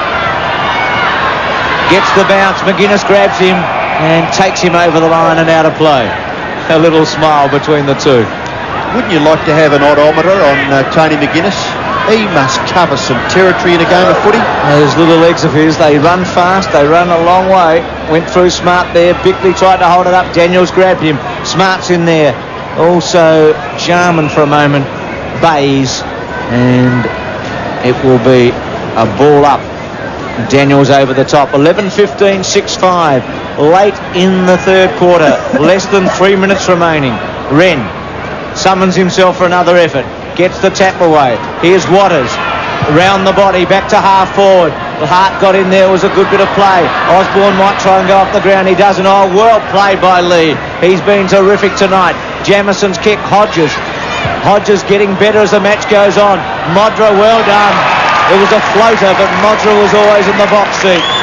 And if you were the trainer of Scotty Hodges and he was a racehorse, you'd run him every week because he needs a lot of work, as you said earlier. Gets better with a lot of work.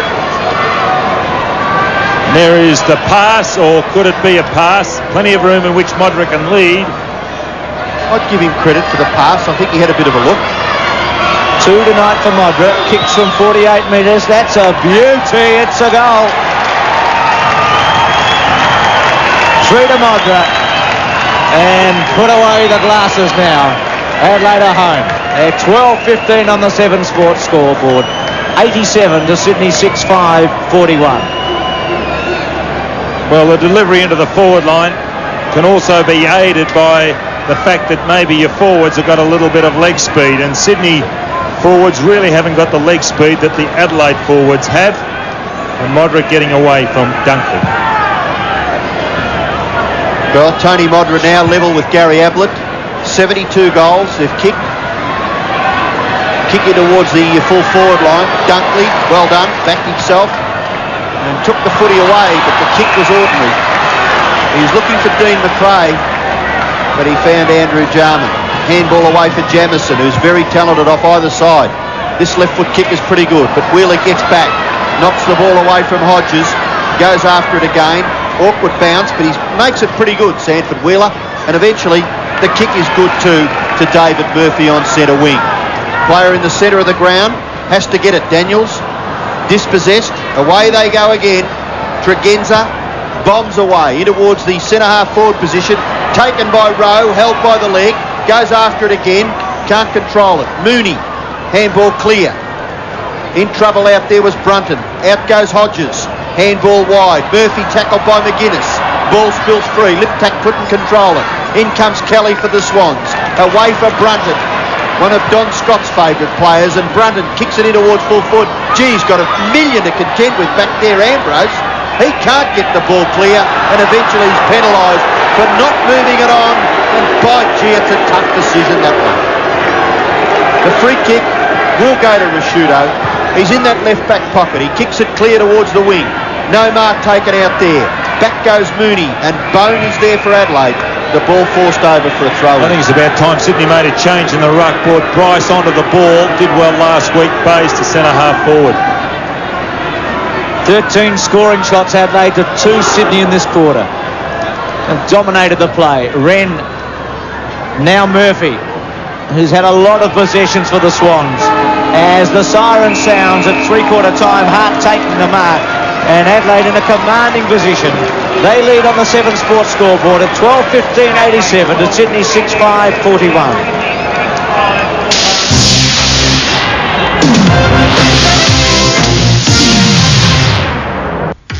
Adelaide. Catch this. To celebrate the 1993 Adelaide Boat Show, Yamaha Pitmans Marine and Channel 7 are giving you the chance to win this fabulous Quintrex 4.4 Bay Hunter boat with a 50 horsepower Yamaha outboard and Mackay trailer. All you have to do is watch the great outdoors. Just name my catch of the day that you see during the show and the boat could be yours. So watch the great outdoors, 7:30 next Friday night. Yibbida yibbida, you've got to be in it to win it. Right here on 7. When it comes to earning extra frequent flyer points, there really is only one choice. Diners Club. Because every time you use your Diners Club card, you earn 1.5 points for every dollar you spend, which is a lot more than any other frequent flyer program is offering. That's why Diners Club is the first choice for frequent flyers. The class of 93 is coming, so expect the unexpected when the V8s of Holden and Ford crash in round 7 of the Show Australian Touring Car Championships. Now on this Sunday at Mallala Raceway, come see the fabulous Fords of Glenn Seaton, Dick Johnson, Alan Jones and John Bow. They take on the hot Holdens of Wayne Gardner, Brocky Scape, Richards and Perkins, plus the sizzling Shell Oil Superbikes. Be early for the Peter Jackson Dash, the Shell Touring Car Nationals, 10 a.m. this Sunday at Mallala Raceway. It's the Just Jeans winter sale. It's the best fun. Don't diddle-daddle, get in quick.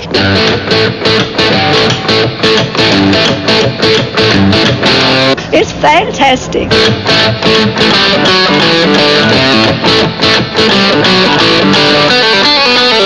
Hubba, hubba.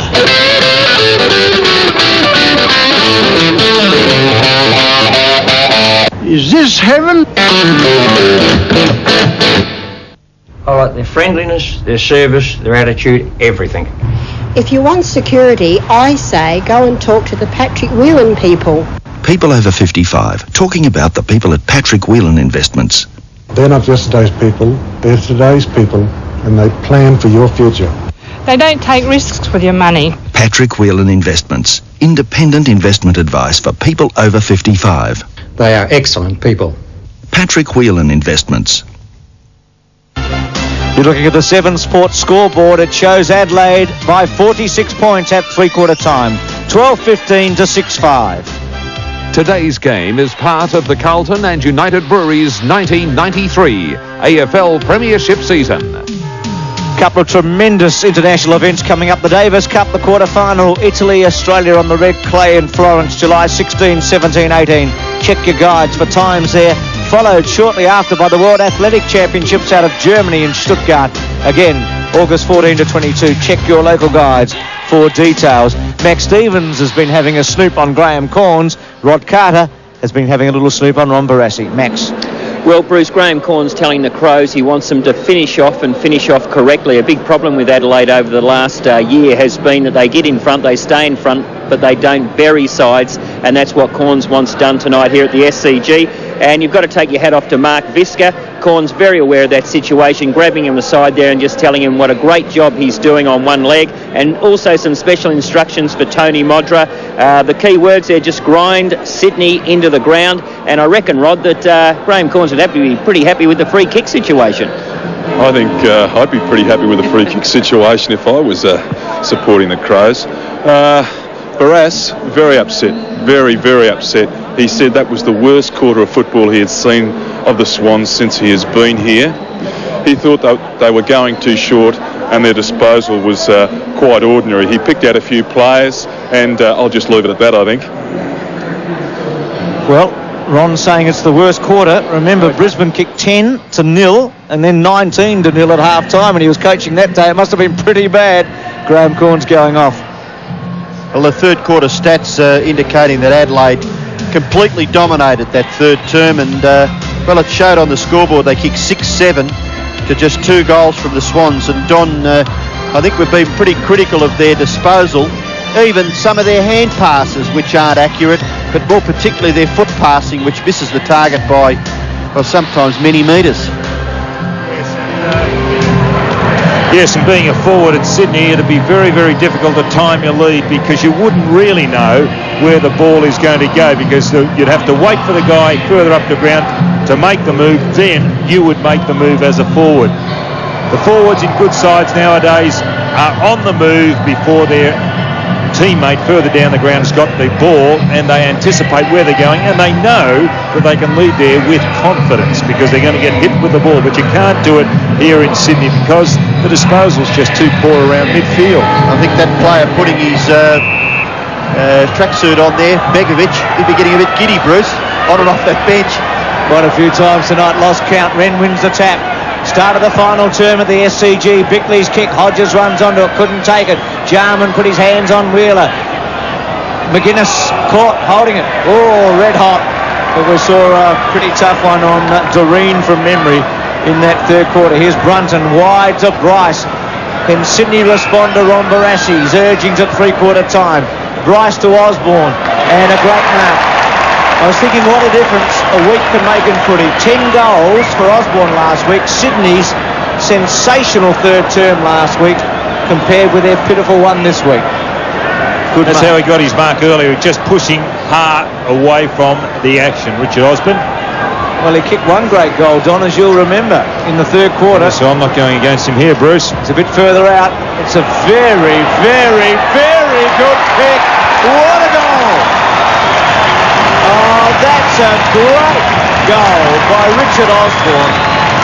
He's kicked three, and the margin back to 40 points. Well, that was actually a good passage of play. Number one, that kick from Bryce, but even better was the kick from Osborne. Look at this. It's every bit of 50 metres.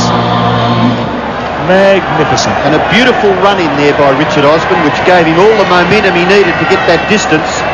Bryce now doing the ruck work up against Wren. Kelly held, probably didn't have the football. In goes Anderson. Handball, lip tack. The kick is smothered off the boot. Chance for Cresswell. His kick towards half forward. Punched away by Smart. The run is on for the Swans. Here goes Hart. Osborne in front. Taps it in front of himself, but can't control it. And it goes over for a boundary throw-in. Just outside 50 metres, just inside 50 metres. Richard Osborne there, directing traffic on the forward line. Ruck contest, Bryce in front, takes it out of the air, gets his foot to it, not bad. Up in front of goal, Holmes has got the football underneath. Could be penalised, you're very lucky. Darren Holmes, and he's asking the question of the umpire. That guy pushed me, he says. Umpire Dennis Rich, not having anything to do with that. He's bouncing the football.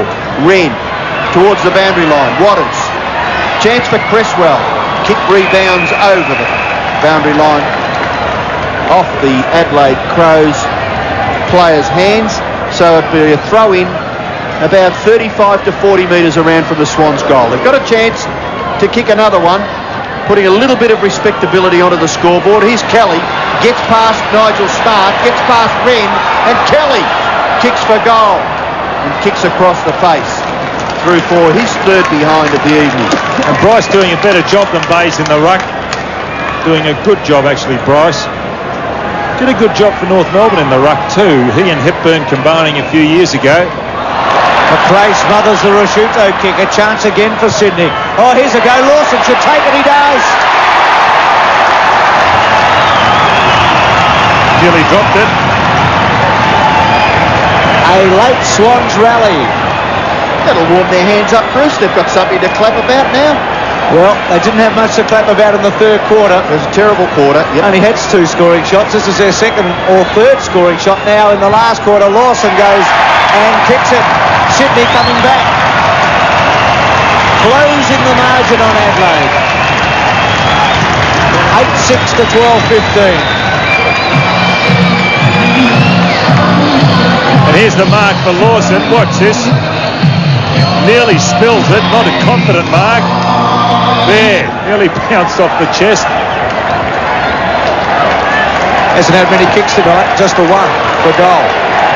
Well, he's been on and off interchange in all fairness to the little fella. Sydney. The 8,250 are chanting. Just look at the way this umpire holds the ball to bounce it. It's a South Australian trait, I think. Michael Abbott. Well, Bryce tries to get it clear. McDermott dispossessed. So was Bone. Their intensity has just lifted a little bit. Now Watters tries to get it clear. And that could be a free kick to Lee. No. Umpire's letting play go on. Bryce gives away a little bit of ground. Wheeler screaming through the centre. The kick towards full forward. No mark. Back goes Andrew Jarman. Little kick off the ground. Osborne can't control the footy. Lip tack there for the Crows. Boundary throw in. Michael Willisey has got a little something, and Glenn Wheatley in the background just to get excited about.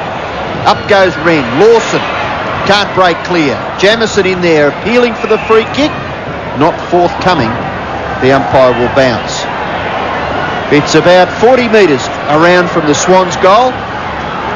Just throwing it straight in the air to the advantage of Wren, I would think. He gets a good punch to it.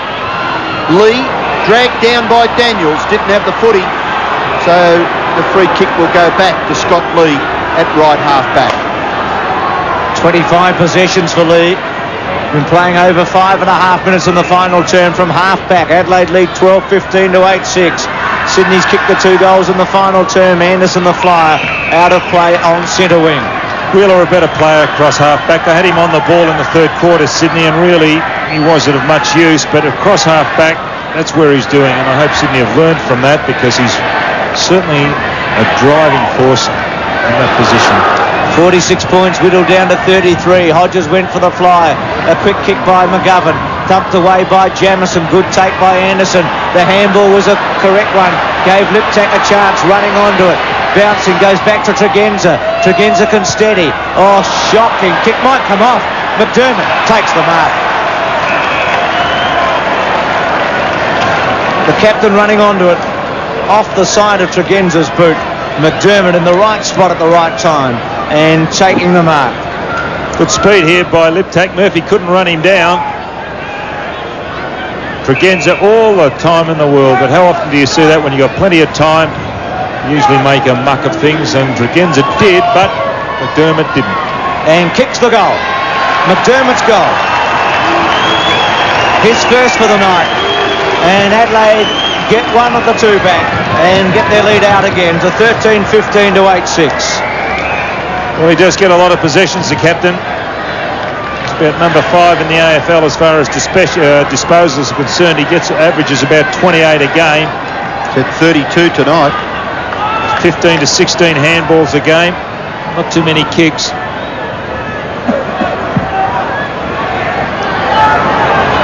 $20 minutes left in the last quarter. Tregenza kicks it forward. This kick is much better than the previous one. Well done by Rowe. Tries to get it to Hodges. He's dispossessed. In comes McGuinness. Shot for goal by McGuinness. Looks pretty good. No, he just misses to the left-hand side. And it's difficult to believe, but that's Tony McGuinness's first score for the evening. That behind. 13-16 to 8-6 as Leon Higgins prepares to kick it back into play. Well, McGuinness and McDermott averaged 28 possessions every time they play tonight. McDermott 32, McGuinness 25. They're on target again. Kelly just gets rid of Hodges. Back goes Tregenza. Could be nearly penalised. No. Throw it in, says the central umpire. And Paul Kelly has had a fair night. Just missing those 2 critical goals in the second quarter. McGuinness dragged down. Secondly by Brunton. But firstly maybe by McGovern. Bryce putting his body in front of Wren at these boundary throw-ins, or he has in the last couple of occasions. Let's see if he does it again. This is something that Bayes didn't do initially when he was on. McDermott, Bone, then Bickley. Long kick by Bickley up towards full forward. Visca does well. Oh, terrific. It's a goal to Modra, but give it to Visca. 4 goals to Modra, and I'm sure they'll all run in here because that guy is on one leg, and this is a fantastic effort. Well, Matthew Liptak's run from the centre. A battle of strength here, and Visca front position. Higgins can't do anything about it. There he is, gets in front. There's the front position, quickly across. Was it a hand pass from Visca? Well, I don't know whether it was robbed by Modra. 7 Sports scoreboard show Adelaide now back to 46 points in front. Modra with 4 goals. Leads Gary Ablett by 1 on the goal kicking list. Ablett to have a go at Cardinia Park tomorrow. Jarman in defence. takes the mark. I don't know whether he's playing centre wing or half back, Jarman. He's had a quiet night. He's just out of touch, coming back from suspension. Lee's had a terrific night. To Liptak running for him from centre wing. A Wheeler in the box seat. A poor effort. Hodges goes with a long one. And here's another one. Visca just stands underneath it and takes the mark. He'll never do this again. Well, he wouldn't want to. Be on one leg for half a game. No, but what I'm saying, fully fit, playing in the forward pocket, he'll never do what he's done tonight. Actually, what's happened with Maynard and Matthew Robin is really going to test their depth, isn't it, for the rest of the season? Sure is, long term. Visca kicks a goal. So Visca gets his first goal in AFL footy. He's only played 5 games. That's his first goal, 15-16 to 8-6. And Robbo's a good point, because long term, if Maynard misses 4 or 5 and Robin the season, that's going to be the real battle for Adelaide from here on in. Oh, well, that was a bad miss, a very bad miss to Wheeler. He should have taken that. Player playing with the type of confidence he's playing with Wheeler really made a muck of it. Well, well done by that fellow who's just on the picture there. Tregenza forces it forward. Hodges, little hand pass. Now Brunton. In the finish, it finishes up with Paul Bryce. Bryce's kick. High towards centre half forward, but a good mark. Is that not a mark? No. Jarman made clear. Kelly goes down. A real struggle. Daniels dispossessed, and he's going to indicate that that was a throw when maybe the Adelaide player knocked it out of his hands. It comes clear for Scott Lee. Lawson chasing him down, but Lee gets his kick away. Good mark. Well done. David Murphy played pretty well. The kick towards half forward. Cresswell's going to have to run hard at the footy. It bounces nicely for him. He's going inside 50 and he's going for goal, and that is a fantastic goal.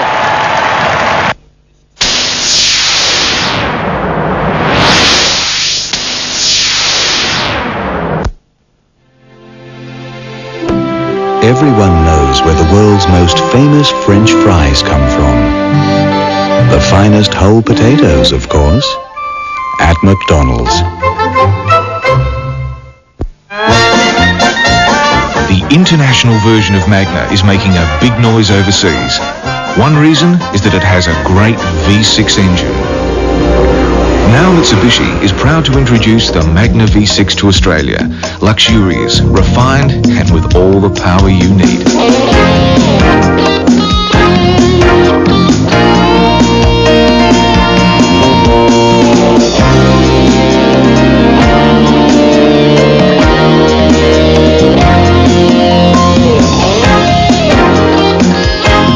The Mitsubishi Magna Executive V6, sedan and wagon.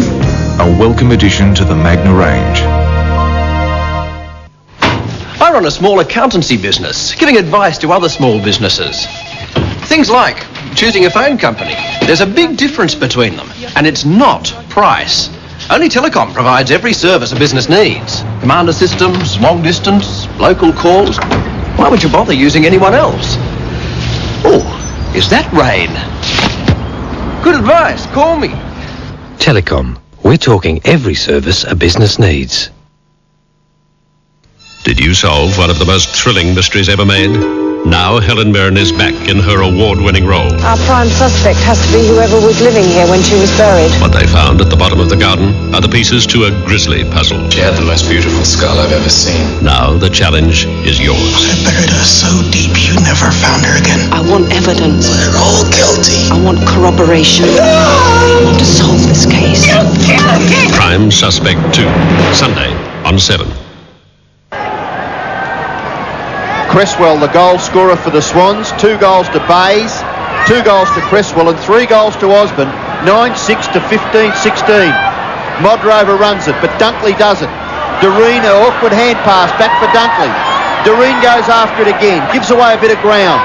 Back he goes to McGovern. McGovern's kicking towards centre half back. It's been marked in there by Brunton. Away for Wheeler, backs himself. But he kicks it long out towards half forward. Osborne can't take the mark. It's punched away. In goes Cresswell again. But Ben Hart, putting good pressure on, forces the ball over for a throw-in. 18 years of age, that man in picture there. Hasn't missed a game since making his debut for the Adelaide Crows Bryce in front, takes it out of the air. Tries to get the hand pass to Kelly. McGuinness the tackler with Jamison. And the ball will be thrown in the air about 55, 60 metres from the Swans' goal. There's no other position in football but in front. Look at Bryce was doing to Wren then. Wren much bigger. Now Wren controls the game because he's in front. Kelly's kick, we've been playing 13 and a half minutes as a half forward for Sydney. Hart had an airy. They tackle Holmes quickly. Hart brings him to the ground. And Michael Abbott running in to take control. Holmes on the forward lines. Only kicked 4 goals in 31 games. You wouldn't expect a lot out of him in the final term goal-wise. You look at me with a questioned look on your face. Oh, McRae, I thought you were going to say something. Osborne, left foot as he kicked another one. Oh, great goal, Aussie. He's kicked some rippers tonight. And that one he made out of nothing. So Osborne, you reckon he's done his job with 4 goals. And Sydney are up to 10.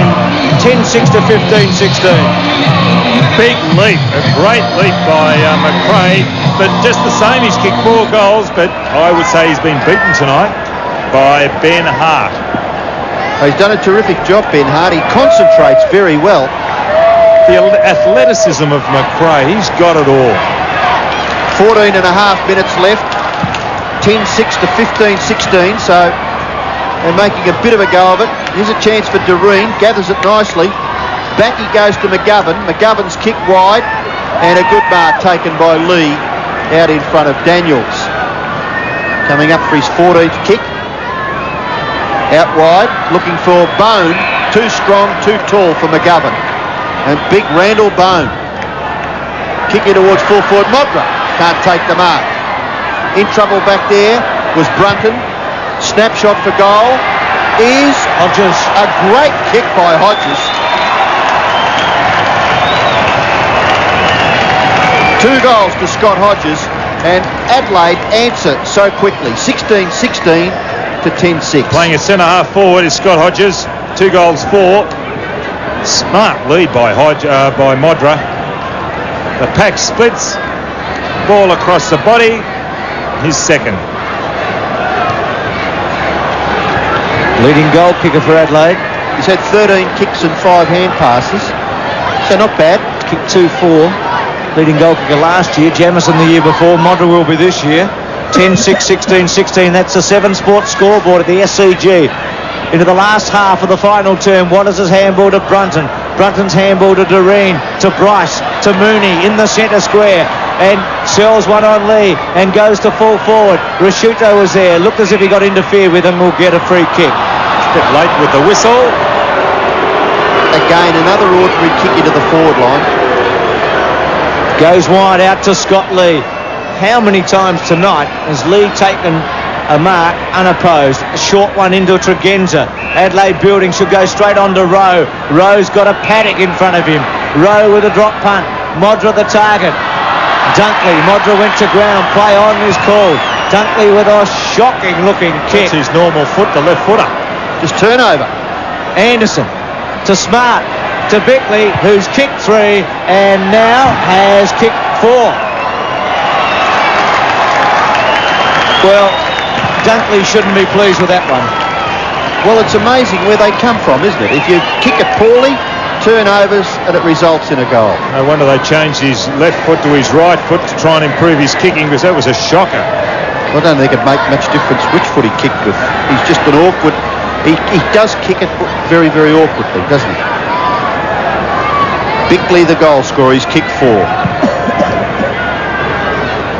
7 Sports scoreboard, 118 to 66. Adelaide 17-16 to 10-6. Bickley with 4. There, Waters around the corner to the man that Don Scott reckons is built like Tarzan, McRae. But Dean McRae is at 10 kicks, kicked 1 goal, and a thumping kick in towards half forward. It's going to be a mark. If it's not, it's a free kick to Daniels. Oh, I hope to put the moz on this man too. You're not too confident, Don. Go on, put your money where your mouth is. You can get the chance to square the ledger here with Brucey. He's got tremendous endeavour and courage, Jason Daniels. Can I win the money back? You can have first pick. Oh, you've sat on the fence, Bruce. He'll kick this. Come on, declare it, Scotty. Goal. Oh, Oh, it's out of bounds. Dear me. Poor old Jason. It wasn't a bad effort. There's the lady shaking her head. Oh, my golly. Could be even his mother.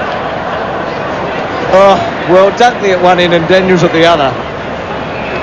And she's still shaking her head. I wonder if that is Mrs. Daniels. Well, Ben Hart kicks it well out of trouble. Bryce, but taking a good mark, is Jamison for the Crows. Jamison's kick goes out towards the wing. Running with the flight of the ball, Lee. In there is Lawson. And the ball slips through his fingers and goes over for a boundary throw-in. Neil Brunton in there to give him a little bit of a pat of encouragement. Ruckman gathering. It's going to be Smart and Mooney. Mooney again. Lawson can't break clear. Chance for Kelly. Dispossessed. Anderson tackled beautifully. Rowe. McGuinness tackled very well. Should get a free kick. Well done, McGovern. There's McGovern. Doreen takes it from McGovern. Lawson, should have taken it. Ducks his head, gets a high tackle, gets a free kick. Very, very lucky. Well, made the error and then was forced to duck ahead and try and get a free kick, and he bought one. Goes out wide to Osborne. It's a great kick, though. Well done that time, Lawson. That's better. Well, you back him from here tonight. He's kicked some great goals. Lawson coming off. Well, maybe paying for the error. Ron Barassi didn't like the play. Not an easy kick. Begovic coming on. Osborne's kicked 4 tonight. He's kicked 2 or 3 magnificent goals. And another one. Great kicking Aussie. 5 straight. It's a good effort. Yep. And you've got to say now that he's done a pretty good job. Well, from limited opportunities, Ben Hart has restricted him to just 7 kicks and 4 hand passes. But 5 goals straight with a scoreline of 11, 11-9. If you kick 5 goals every time you play, you kick 100 for the season. He kicked 10-1 last week. He's kicking certainly a strong feature of his play at the moment. And Sydney are going to get some value out of this. Well, man. the only reason I'm qualifying is that you can't say that Ben Hart has been a struggling player. I think he's been pretty good at full-back. Now, Nigel Smart, good gather. Goes backwards for Tregenza. Tregenza onto that favoured right foot, up towards full forward. Could be against Modra. And a free kick will go to Dunkley. And in front that time, Dunkley. In front. If he can do that all the time, he's a much better player. And he kicks with the right foot this time. Short pass for Kelly. Kelly looks for Daniels, but up high. Wren should be the mark. And it's been paid. Handball away for Jarman. Short kick, not bad. Nigel Smart. The lead. And the pass is good too. The lead was very good by Modra. And he's marked 50 metres from goal. He has a chance to kick his 5th goal. 4 goals to Bickley and 3 goals to Stephen Rowe. They're the leading goal kickers for the Adelaide side this evening. Tony Modra, usually a pretty good kick. And striving for distance, he hooks the kick and it's out of bounds on the full. So down one end, the full forward Richard Osborne has kicked 5, and 1 or 2 of those 5 goals have just been absolutely prodigious kicks. Down the other end, Tony Modra struggling a little bit with his distance. Here's Doreen, and the umpire being a little technical there. He's forced him to kick from the other side of the behind post, well outside 50 metres. Rowe, now McGuinness. McGuinness from 50 metres. And the ball swinging away to the left. Goes through for McGuinness's second behind. So with 8.5 minutes left, Adelaide lead 17-17 to 11-6. The difference is 47 points. Double the scoring shots, 34-17. McGovern gave it back to Higgins. Higgins display from full back. Again touches the ground, second time, goes around McDermott. He's taken the ball from the kick in right to the centre wing and then delivered it beautifully. Well done. Begovic, normally a thumping kick. Creswell provides the first lead. It is a thumping kick. Osborne's at the back, goes up high, can't quite mark. And Rashuto's in there and it's out of play. That's his value, Begovic. Don, he can bang a ball. I thought his position, as I mentioned, in the third quarter, half-back, and they took him off. I don't know why, Sydney, but I think he's worth persevering with for a couple of, well, anyway, for a game to see how he adjusts the back flank. But 23 minutes gone. That bench there. It's 11-6 to 17-16 or 17-17. Wren and Bryce. Bryce in the front spot. Bryce wins the ball. Handball goes back. Oh, crunch there was McRae. Well done by Bickley. Couldn't quite get an effective handball though.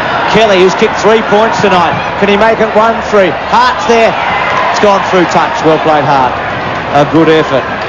So Kelly peppering away there.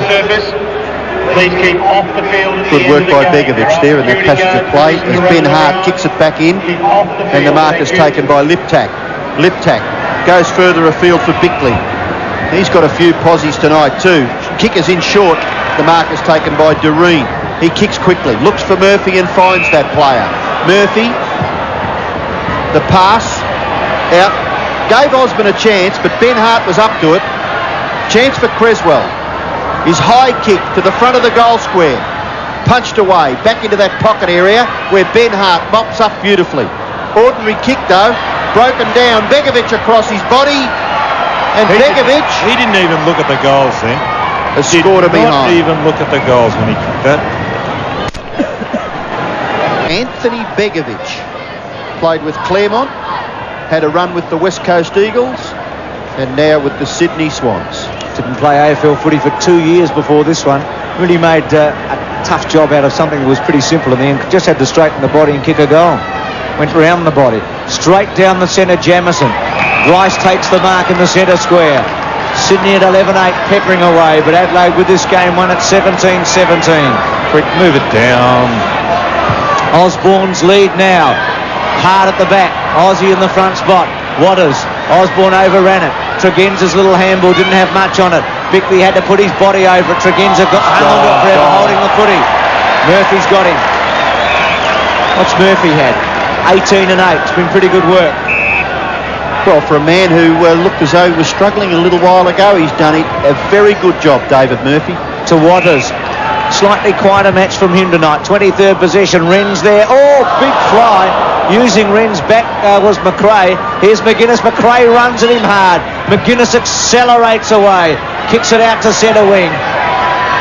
Rowe there and out of play. And Tony McGuinness keeps working. 28 possessions, and that's what he averages every time he plays in this season. What a terrific little player he is. Yes, he really leads from the front. Has a real dip at it on most occasions. Bay's doing the ruck work. Nigel Smart somehow got past, and a lovely hand pass for Rowe. Rowe may even get a goal here. Runs inside 50, gives away the handball. Modra from straight in front misses. Well, the really good quality full forwards kick those goals, and Tony Modra would be extremely disappointed with himself, I would think there. 4 goals, 2. 5 minutes left. Those diehards are here every week behind the goal square there at Sydney. Week after week they come and support this team.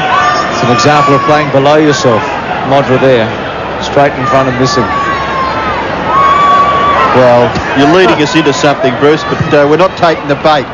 Higgins' kick in is good, and the mark is taken by Kelly. Centre half back, the captain. 17-18 to 11-8. That's the 7 Sports scoreboard at the SCG tonight. Kelly into the centre. Wren takes it comfortably. So important, Wren. Not a good kick by Kelly. Anderson chips it away. Hodges his target. Had to sit and wait. Murphy got back. Rowe tries to run him down. Handball was good by Murphy to Wheeler. To McGovern. McGovern steadies. Left foot. Couldn't find Waters though. Pretty good take there by Mooney. Then Rowe to tackle. Handball back to Waters. Waters back to Wheeler. Wheeler had to wait for it. Goes back to Bayes. Bayes has been quiet since half-time. Good kick. Now Begovic goes on to Creswell. Chips it away. Creswell runs on, takes the mark, and should go back and have a shot. He's kicked a couple of goals tonight. He is a good kick. Geez, second goal was a beauty, wasn't it? From the opposite pocket. They're running just inside 50 metres and he dogged a beauty. Showing a bit, isn't he, Creswell, early in his career at Sydney. He's going to kick from about 42 metres. High drop punt. Pretty good looking kick. It's a goal. Well, he's done a reasonable job. 11 or 12 kicks, 3 goals. Done a job on McGuinness early on. They've kicked 6-3 so far in this last quarter to 5 goals to Adelaide. And only managed 6-5 in the first 3 quarters. So it's been a pretty good finish. Barassi wouldn't be disappointed, at least with the last term. Well, the margin only 40 points now. At 3/4 time it was 46, so I suppose they're a goal better, Sydney. Well, they have another chance here. Kelly kicks towards half forward, and an excellent mark taken by Cresswell. On to Daniels, tried to get past, eventually hand pass for McRae. McRae's kick is good. And that was on the left foot. That's what I was talking about. Begovic. When I was talking about the skill, it was the delivery of the ball by McRae. Well, we were critical of their disposal in the middle part of this game, and it was in that area, or at that stage, that Adelaide did take control. In the second term, Adelaide kicked 4 goals 5 to 2 goals 4 to open up a bit of a gap at half-time, but the third quarter they dominated. Begovic for goal. He's let himself down, I think. Didn't kick through it, did he? Try to stab it. Well, disappointing there. 2 behinds to Anthony Begovic, and Ben Hart will kick it back. 6-4 in this last term, 6-5 in the first 3 terms by Sydney. Wren, well done. That was great play. Bickley. Modra. Oh, couldn't quite hang on. Smart. Now Wheeler. The handball good to Dunkley. Dunkley's handball okay as well. To McGovern, to Wheeler. Some rebound play here. The chip pass was pretty good. Mooney's got one out wide. If he can get it over the top, he goes that way now to Brunton. Brunton from half forward with a chip pass to Holmes. Rashuto with him. Oh, good play, Rashuto. Taps it back to Lee. Excellent defence by Adelaide. Lee under pressure. Looking for Anderson. And Anderson takes a leap and takes the mark at half back. Hasn't been one of his really big matches tonight. Bone. On to Jamison. Jamison lopes through centre wing. Feigns off one handball. Then with a neat looking pass for Hodges. Well done though by Murphy. Wheeler's got it at half back. Good kick to Daniels. Daniels with a bit of space. Should sweep the handball or go quickly over the top. Oh, floats it to Bryce. Finally gets there. Long way out, Bryce. Will kick from 50. He is very slow in moving the ball on, Bryce, into that forward line. He really will. Well, he'll have to go back and try and kick it now. And I'm afraid I don't think he'll make the distance. Not a bad kick though, usually, I think, Paul Bryce. Well, you make that commitment as he's done, so you've got to kick the goal from here. And he's given it a hook and missed. 12-10, so Sydney in the final term has matched their score of the first 3 quarters. It's 12-10 to 17-18. Scott Lee to do the kicking in. Now he decides to come to this near side, and not bad either in the finish. He didn't have much margin for error there. Rashuto marks close to the boundary line. He's still inside the 50-metre region for the Sydney Swans, but he kicks it up near the wing, and a very good mark. Well done, Murphy. A real stalwart. And he gave it away to Bayes. His kick chopped off by Tregenza. And Tregenza's kick in towards centre half forward, a good mark taken by Hodges. Hodges has got Rowe. No, he hasn't. He's got Modra. Oh, he's dumped. Was that unfairly? No. But Rowe is there to help out the full forward. Severe hand pass for Smart. He handled it very well. Modra's got it this time. Landed awkwardly, but it was a good mark in the finish. And they do hurt. When you come down hard on your buttocks like he just did, really does knock the wind out of your sails. Ooh. Wow. Particularly when he had taken a heavy knock about 20 seconds earlier. Well, a pretty good effort in the finish by the full forward. He's kicked 4. So 5 goals out of 18. I think the Crows would be looking for a little bit more from Tony Modra. Still, if you can win the game by a comfortable margin, And he'll be the leading goal scorer for at least 24 hours anyway. He's kicked the goal.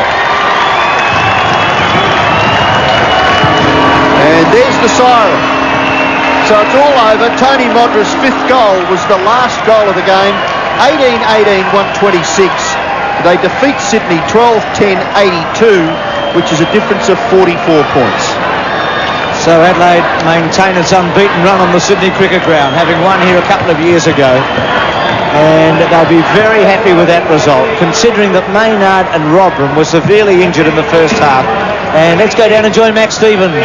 Mark Biscuit, congratulations. I mean, that was one hell of an effort. How's the ankle? Yeah, well, she's very sore. Just want to go and ice her up. Yeah, what can you say? What actually happened? Do you remember? You fell down on it? Yeah, I just landed awkwardly on it. I just come down on the ankle and rolled on it. Okay, a pleasing win for the Crows, away from home. Yeah, very good effort. The boys hung in there, and it was a good game considering the injuries we had, and everyone played really well. And you certainly did on one leg. Thanks very much for talking to us. Congratulations, Mark. Mark Visca with Max Stevens as we leave you for a moment from the Sydney Cricket Ground. Adelaide 18-18, 126. Over Sydney 12-10, 82.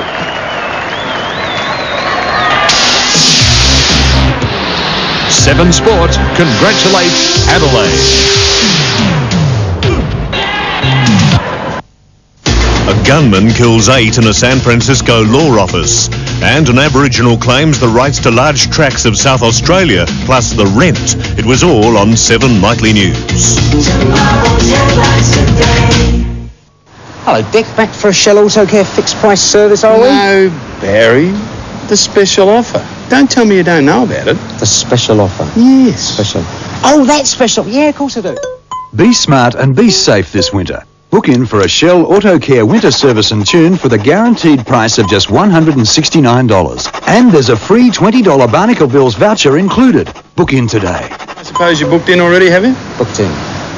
Yeah, booked in, yeah. That's typical.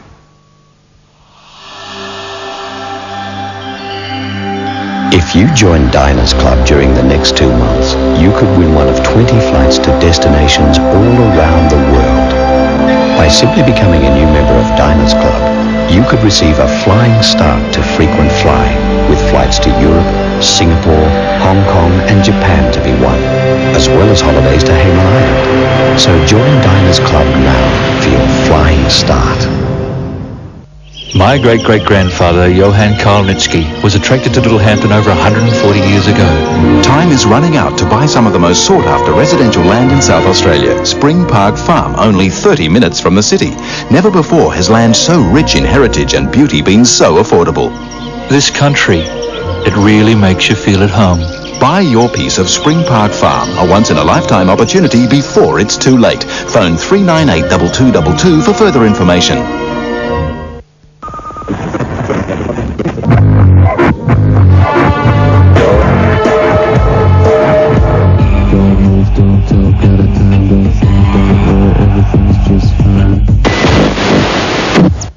Three decades ago, Vietnam was racked by war. Bombed, strafed and defoliated. Saturday, Beyond 2000's John Darcy discovers the new Vietnam, a country of beauty and warmth. Hanoi Highway on John Riddell's World Around Us, 6:30 Saturday. Adelaide 18-18, 126 by 44 points over Sydney 12-10, 82. Bravo and Don Scott, do you think Adelaide's on its way to the finals for the first time? Oh no, listen, that's just too far away. And I mean, everybody was singing Collingwood earlier in the year, and you just can't say it. They're certainties. They've got 2 games at home next 2 weeks, haven't they? St Kilda and I think Richmond, isn't it? Well, they've got to win those, surely. And it's going to set them up for a real chance at it. Well, there's Tony McGuinness' stats. He's number 3 in the AFL as far as disposal is concerned, with an average of 28. He's finished up with 28 again tonight. So maintain his position as number 3. I know I'll get back to Adelaide, but I don't know about you. Look at Chris McDermott's statistics, will you? By gee whiz. He just keeps on working all night, and he's had 35 again this evening. Time now to check the CUB AFL 1993 Premiership Season League Ladder. Adelaide continuing to move up. They're up to 5th, and remembering that Carlton's got a tough match on the weekend. So that was the change tonight. Sydney's position not changing, but Adelaide improving its match ratio to 61.5. Now the rest of the matches, in this round. Geelong Footscray, the big match tomorrow at Cardinia Park. Grand final for both teams. Fitzroy, maybe Paul Roos to play against top of the table North. St Kilda Melbourne, again a crucial game. Last chance for both teams. Essendon favoured over Brisbane. West Coast and Carlton in a big match on Sunday. Carlton without Hannah and Ulio, some pace missing there. And Collingwood desperate for a win over Richmond. And the bye, Hawthorn.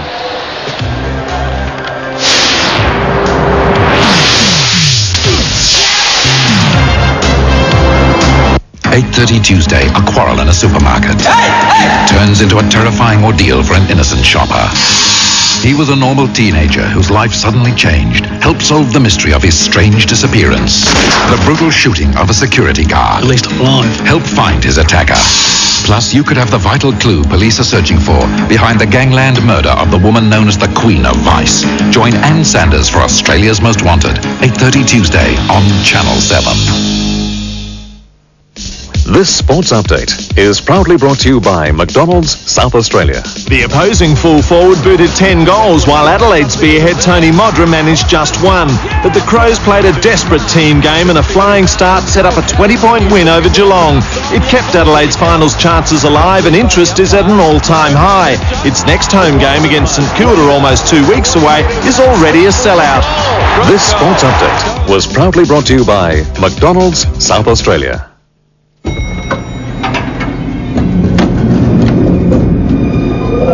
McDonald's, huh? Yeah. Smells good. Thanks. If this ride was any longer, you'd have to fight for those fries.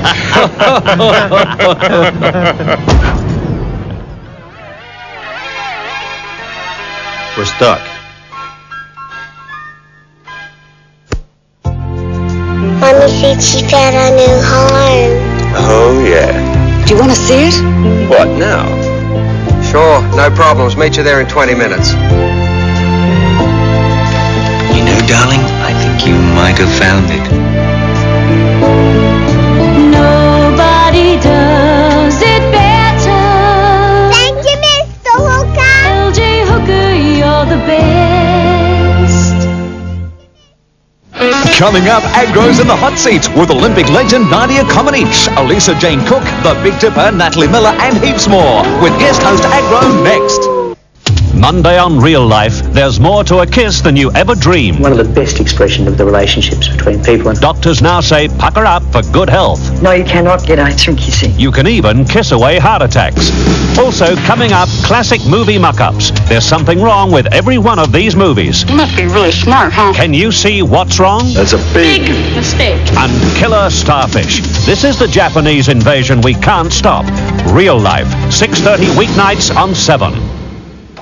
Closing off on the Sydney Cricket Ground, Adelaide by 44 points, but perhaps the key to tonight's match will be how quickly Maynard and Robran could recover and Adelaide from that. Don't forget Sports World and Malala on the weekend and a big round of AFL matches. Good night from the Sydney Cricket Ground.